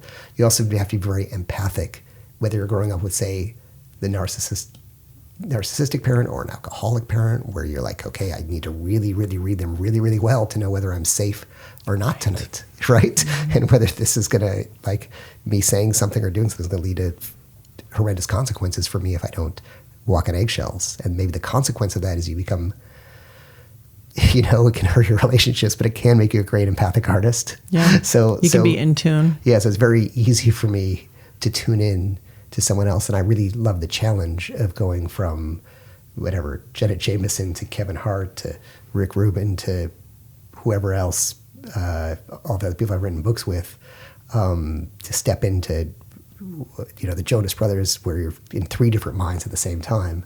I love really trying to see them and write in their voice and have them learn something about themselves they never knew through that process. Mm-hmm. It's not an easy process. I think the challenging process is not so much the empathy and the channeling. The challenging is if someone's not willing to be truthful, either A, with you or B, with the public. Yeah, that's what's, it's funny, even doing this show, and this from, we've done other interviews, sometimes, and I understand it, I have friends that are very well known and they're guarded. Yeah. So you can't really have a conversation. And because I feel protective of them and I only want people to tell me what they want to share, it ends up being the most boring conversations. Yeah. But you're free. And I think I've done, like I said, I did a couple podcasts recently. Within 10 minutes, they're like, it's wild, you're so open and vulnerable about this stuff. And to me, you're safer by sharing everything, because then you have nothing to hide. Yes. But I think when you get to certain levels of fame and every word, and there's a few, right? Like if you're, I'm going to make it up, Beyonce. Right. It's a whole other. I think there's 2 different reactions to that. One is, and I've 100% experienced both, having worked with these kinds of people, right? I've worked with 2 people at the same level of fame. Yep. One person is in a place of fear, right? And they're like, oh God, if I say this, the tabloids are going to say this, and the newspapers are going to say this, and so and so. And the funny thing is, say in a case where the person was so scared and didn't even put out the book, they ended up getting raked over the coals for something else anyway. Then I've worked with other people who are like, this is awesome, didn't change a word in the book, just let it come out, and we're fine. So I think it's just... That's a very good point. Yeah, so I think the thing is, fame, money, or fame are amplifiers of what's already true about you, right? So if you're already fearful, sensitive to criticism, take things really personally, which again is true of a lot of artists, right? That's going to be like times 1,000 when you're on the platform. And if you have a little more, if you find, again, let's say Rick, he sends me the most negative reviews of the book because he thinks they're just so funny, and then we just laugh about them because they're funny. They're like, they're like this is new age psychobabble, and then they'll do a funny imitation of it, and we just crack up over it. And I think it comes down to like being comfortable with being misunderstood. I don't think you can do anything in life and not be misunderstood. Impossible. It's impossible. I can't even be understood in my own house. Yeah. Yeah. No, exactly. Not really. Yeah. No, I mean, it's true.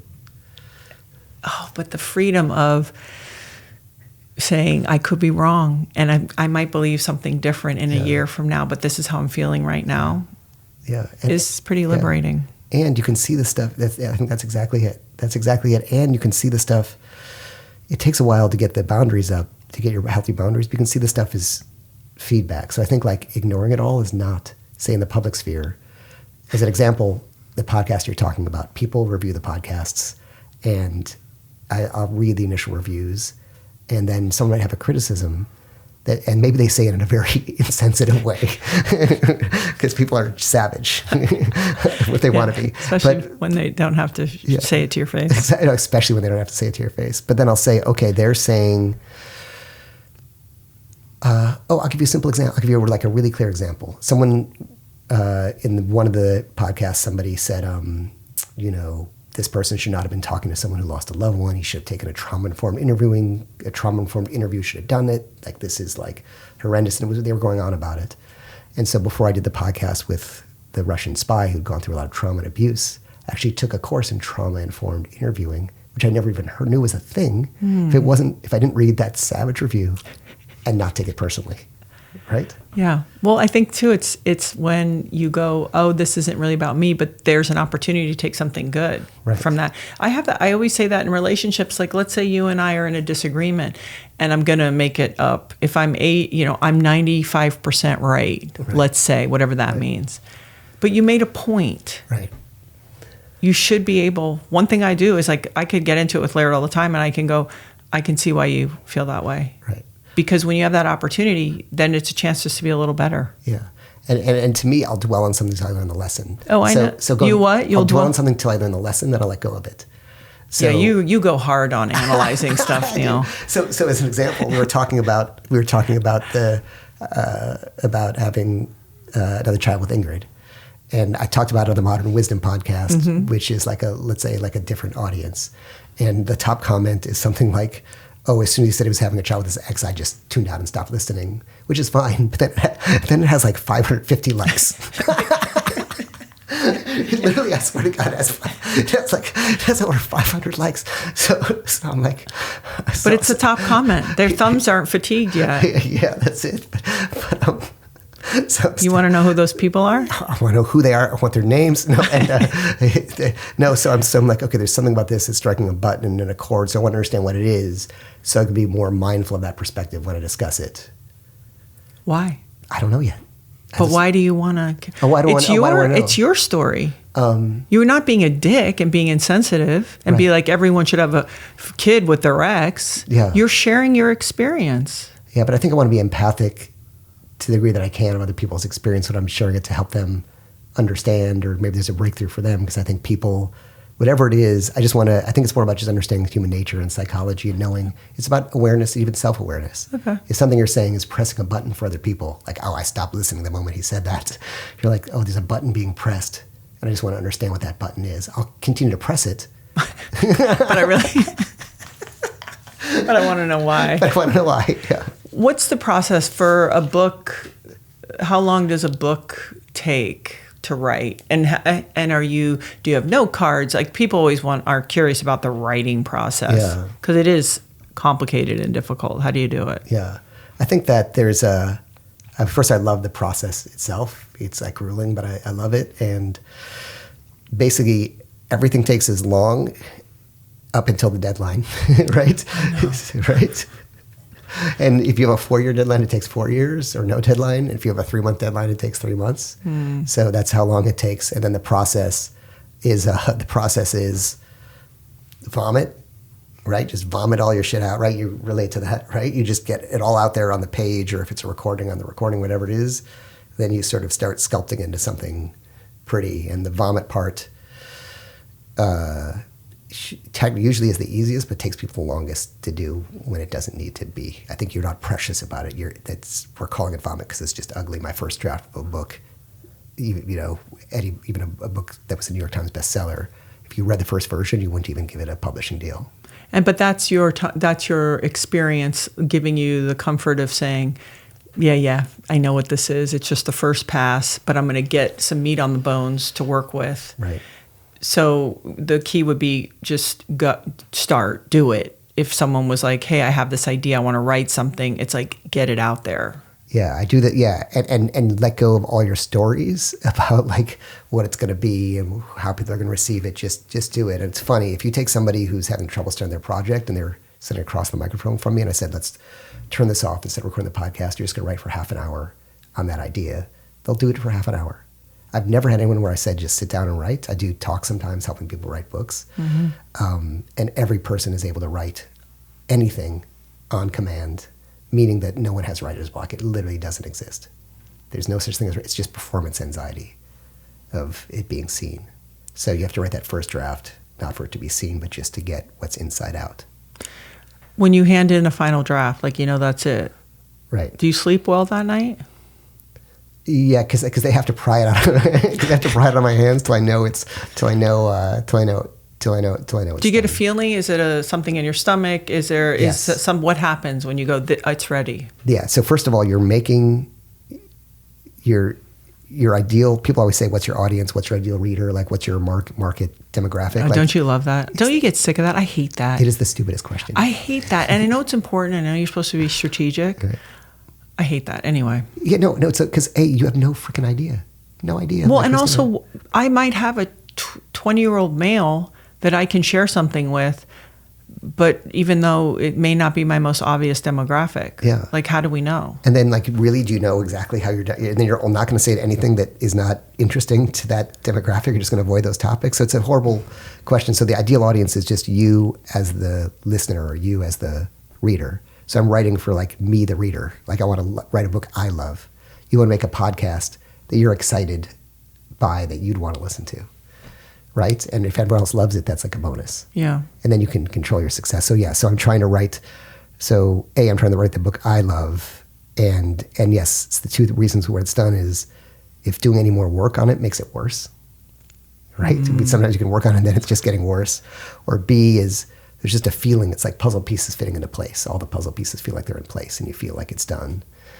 And I think there's some people who feel like it's just done right away and don't do the work on it afterward, and some people feel like it's never done. Those are the two sides of that. The people who are just like, they just give you their vomit, Yeah. right, and say I'm done, on to the next. Or the other people who, like, it's just they're afraid to let go of it. Like, don't you think a nonfiction in a certain way would be, or excuse me, a fiction would be harder to go, yes, it's done, than a nonfiction? I mean, I think it can be true of, I think the same could be true of it. I think the people who are like that about anything, whether you're doing a song or a business proposal, you know, like a deck, you know, I think some people are like that about anything, because in that last stage, you're really looking at the micro things. Yeah. Have you ever been to a concert and you go backstage and you say it was great and they start talking about all the mistakes they made? You're like, not Never only not noticed. notice any of that, but any mistake is cool because it's live and we want some humanity Yeah. in it. Yes. I used to say that. Eddie Vedder is a friend of ours. Yeah. And, you know, they say like he has kind of better days and not better days, even though it's all good. Right.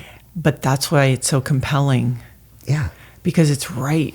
Yeah. Exactly. Because there's other groups, no offense to you two, they never have a bad day. Right. It's every chord, every step is perfect. Right. It is. Yeah. With the light, everything. It is bang each time.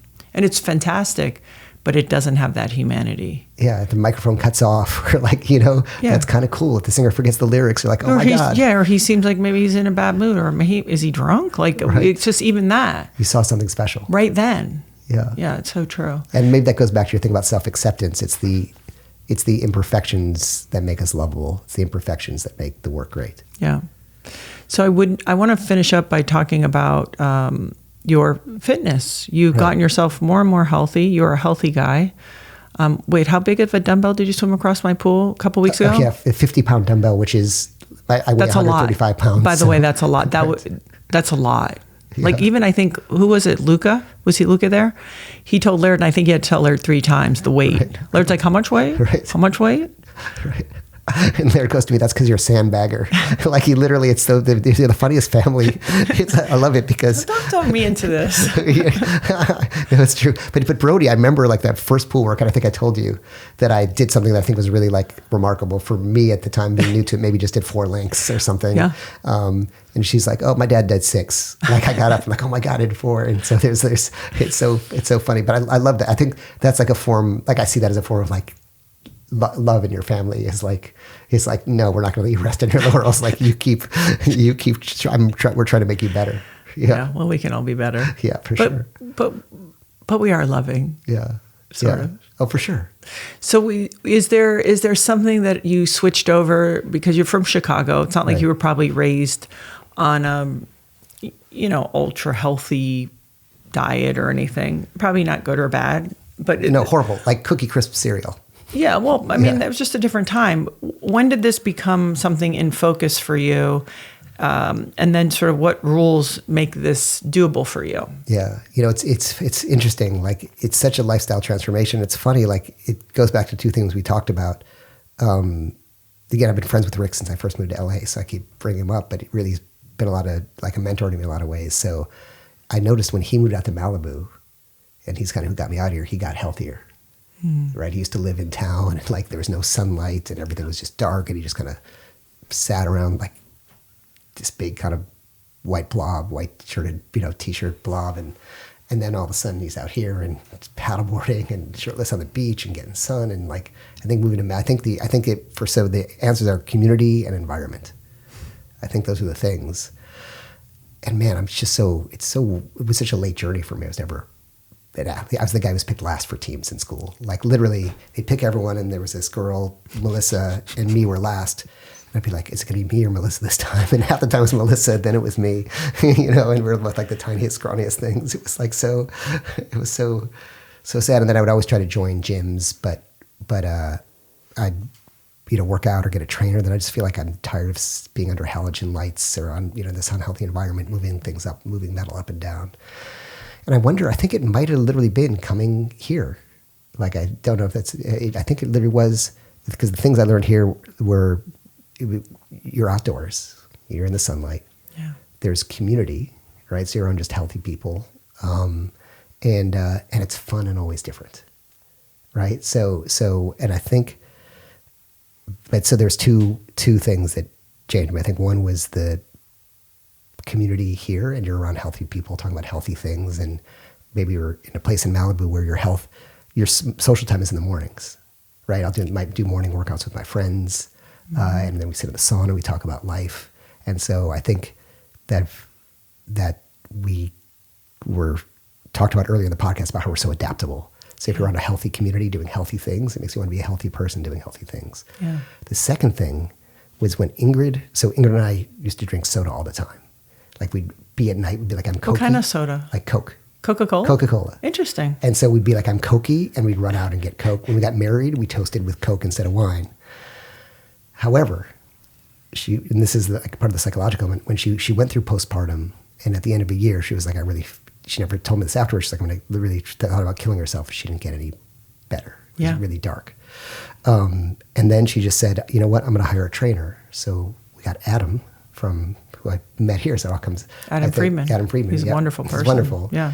And then she started getting into healthy diet and getting into the biohacking stuff, and literally doing none of the psychological work we're talking about, just by eating really, really healthy, and by working out, and movement once a day, literally became a new person physically and psychologically, to the degree that people would see her and our son, maybe at the time he was like 3 or 4 together, and think they were brother and sister.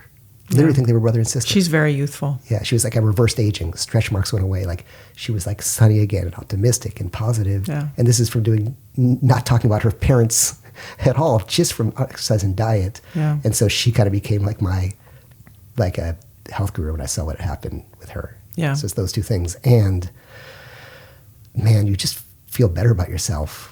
I think part of healthy eating doing healthy things is, whether the science proves it or not, like knowing that your intention is to do healthy and do healthy things and surround yourself with healthy people, you just feel healthier. Yeah. And it just charges your day. Have you noticed a transformation from when I first came here? 100%. Yeah. 100%. Well, just the consistency. Yeah. It feels like it's integrated as part of your life. Yeah. Not like a thing you do. Yeah. Those are the great things. Those are the great things in your life where you're like, I can't imagine my life without it. Yeah. But it didn't exist before. Maybe you could do a book about that. Yeah. Like a regular person's journey to somehow finding the way to make that part of their lifestyle when your parents didn't teach you and your environment didn't have it. Yeah, and no amount of resolutions or, commitments to this or goal-oriented things worked at all. No. It really has to be like, this is my life, my community, and who I am. Yeah. Are you where you want to be, at least right now? Like, do you sort of take a moment, because I know you're an analyzer, do you sort of go, hey, Neil, you're doing pretty good? Like, do you give yourself the space for that? I think it's a two-sided question. I think the answers are yes, not enough, because I think you know that about me. But yeah, for sure, I'm super, super grateful. And I think really, when I got a job at the Village Voice when I was 21, that was my goal in life. Literally my goal in life was to be writing for the Village Voice, which was this cool weekly alternative newspaper in New York, the center of the art scene and everything. Mm-hmm. And so once I got that, everything else has just been luck gravy and luck. So I feel super fortunate. And at the same time, that the growth of the self is a continual process and journey. And so I'm always looking at, this is my next journey and what I want to work on next. Do you have something that you can share? Yeah. I think it's, and I know it's overcommitting, saying yes to too many things, and then having a bit of overwhelm or chaos. Maybe too many projects, too many social plans, and maybe at some point it takes away from the self. Yeah. Do you relate at all to that? I'm curious. I don't have that issue. What's your thing you're working on?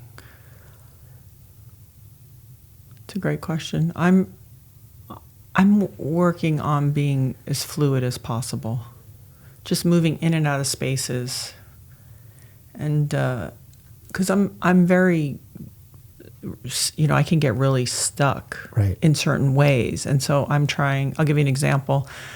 Justin can appreciate this. So we drove a couple hours to interview Paul, right, and he deserves anyone to come and drive to him. He's done 40 years of work, right. So we we visit. We have a 2.5-hour podcast, and now I'm like, okay, I got shit to do, chop, right? And we got another 2.5-hour, 3-hour drive back, no problem. But I'm also very checklisty. I got stuff. I'm doing a lot of different things. And Paul's like, let me show you the property. So I'm like, okay. And he's walking very mindfully. And at that exact moment, my tendency would be like, oh, no, let's go, whatever. And I thought, you're here. You're with this person that you respect and admire. You may not ever walk with them again. So just do that. And so I'm just trying to move in and out of all situations at what's required of me in that moment. Right. Like a more present and accepting. Yeah, not with how I am. Right. There's enough of me in my life. How do it's like, okay, I walk in, Birdie wants a hug. That never happens the other day. And I just put everything down and just give her a hug. I didn't say one word. Right. I didn't say why you seem a little upset or why, nothing. Right. I didn't say one thing. Right. So I'm just trying to do that That's more. Great. I really, it's so funny you were talking about making art that you'd want to listen to. I just really wish I was a comedian. Right. Because that's the only shit I really want to listen to. I want to listen to all the true things about life, but through a comedian. Justin knows this. I'm obsessed with Tim Dillon. Uh-huh.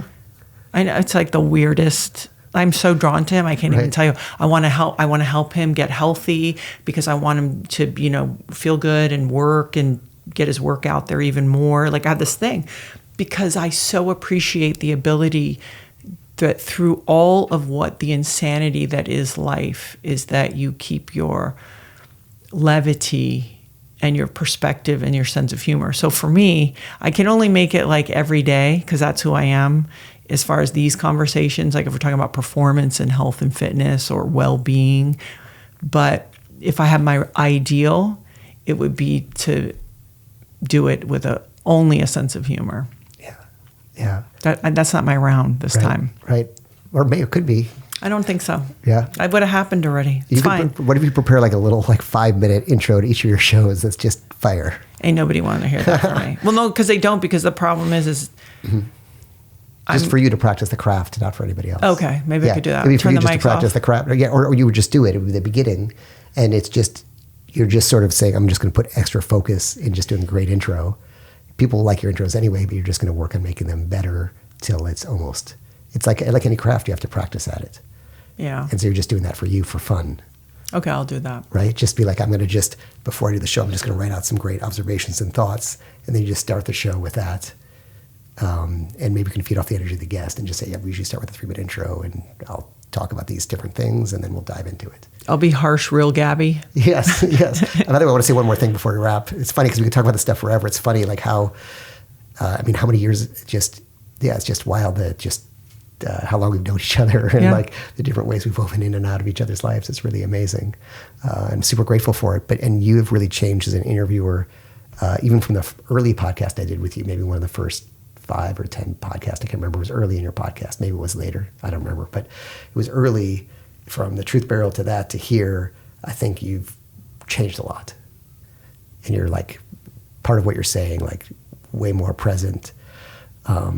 Usually we'd have a very excited conversation bouncing off each other, and here you gave me like so much space it was almost uncomfortable, which is great. But I really changed versus like I think you were always driving the car, and now you're. I'm just the co-passenger with the map. You're letting go of the steering wheel. Yeah, you're letting go of the steering wheel, and then every now and then you need to put it back on the road, and you do that very gracefully. But I think it's real cool. It's fun watching each other evolve. Well, I love you, Neil, and I want to ask one last question. As a parent, have you formed any go-tos that really, when you're in the middle, that guide you as you sort of know they show up and work for you? Yeah, 100%, like 100%. Like I think two things that have like really worked for me as a parent is patience. Like patience would be the number one thing. Not patience because it's annoying, but patience that if they're having a moment, to just be present for that moment, whatever they're having. Like if they're not trying to force them on a time schedule that's yours and not theirs or something. So one has really been patience for whatever they're experiencing and give them the grace to experience whatever they're experiencing and validating that.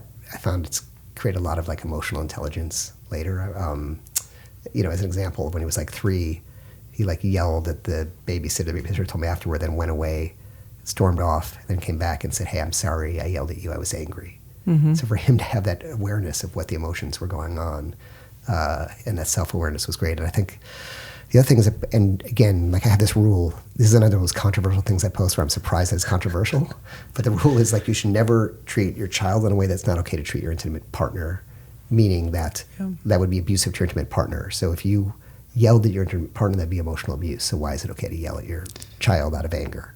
If you strike your intimate partner, that would be abuse. So why is it okay to do like a tiny little vulnerable thing? So for some reason, like people are like, well, my parents hit me and I'm fine, and sure, but I still think it's wrong. Yeah. So I think those two guidelines. I mean, I could probably write a whole book on them, but also to appreciate, I think his natural spontaneity as a child. I think growing up, we try to control the kids. Don't be too loud. Don't be too wild, and I think that can limit people's joy as adults. Yeah. And so don't take a child who has an undeveloped prefrontal cortex to somewhere where they need to be quiet. Like don't take them to that fancy restaurant and then tell them to shut up. Like let them experience like the full limit of their joy and their self-expression versus putting a limit too early. And what can happen is the child overdevelops a prefrontal cortex, becomes over-controlling of themselves. Yeah. So I mean, I could probably go on with like dozens of these. I have like so many, but those are the few that come off the top of my head. And really, it's all about really being attuned. Yeah. I know this just popped into my head because you're talking about with a partner. And this is a very direct question, but I think we have like sort of like making love and fucking, right? Right. And I think you can be in a very intimate relationship and do both. But does for somebody, because I think sometimes men are afraid, right? Or actually women, everybody, we're all afraid for intimacy. Have you had times where you really thought to yourself, oh, that was making love versus fucking, and was it as satisfying, more satisfying? Yeah, I remember like in my relationship, like with Ingrid, I remember when I came back from rehab, and we made love afterward. I didn't have any of my trauma and anything attached to it. I really like connected with her on like all the sensory levels. For sure, there's definitely like a huge difference, and there's nothing wrong. There's nothing wrong with fucking, but there is sad if you don't have the ability to make love. Right. And I don't know why, because I feel like you're the perfect person to ask that question too. Yeah, it's such a different, more powerful experience, and like and you get to places of pleasure that you didn't think were possible. Yeah. So your next project is working on basically saying no. Right. And you just remind people all the places that they can find you, your podcasts. Right. And when's the next one coming out? Next podcast? Yeah, the second part of this. Oh, it's out now. So it is. So now I can binge that. Yes. Thanks, Neil. So they're coming out now, and I'm working on like the last, like they're coming out kind of once a week, and I have about 2 or 3 episodes left. Okay, so how many are out now? Because I'm going to listen to them. I'm up to 13. Okay. Yeah. Because I listened to the whole first part. I'm so happy you listened to it. Yeah. Of course. Yeah, it's such a wild story. And episode like 10. And by the way, they're only half an hour for people listening. And I try to make them so it just holds your attention. The time flies by. Oh, it does fly by. Yeah. And then I'm like, what? So remind them the name of all the podcasts. Oh, To Die For is the one with the Russian, all about Russia and this sex spies. Mm-hmm.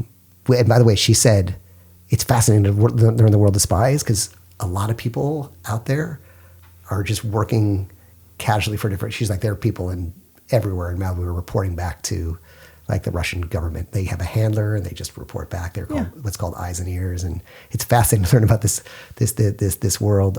So that's To Die For. And then To Live and Die in LA is the one about the missing persons. And if people want to just get to you directly, do you have a website that you like or?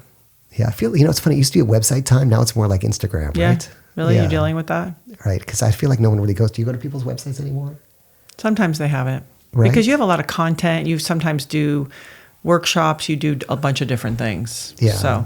Yeah. But no. So then you go to, what's that, the thing is the, what's that page where all your links are? The link tree. The link tree, right? You go to someone's link tree now.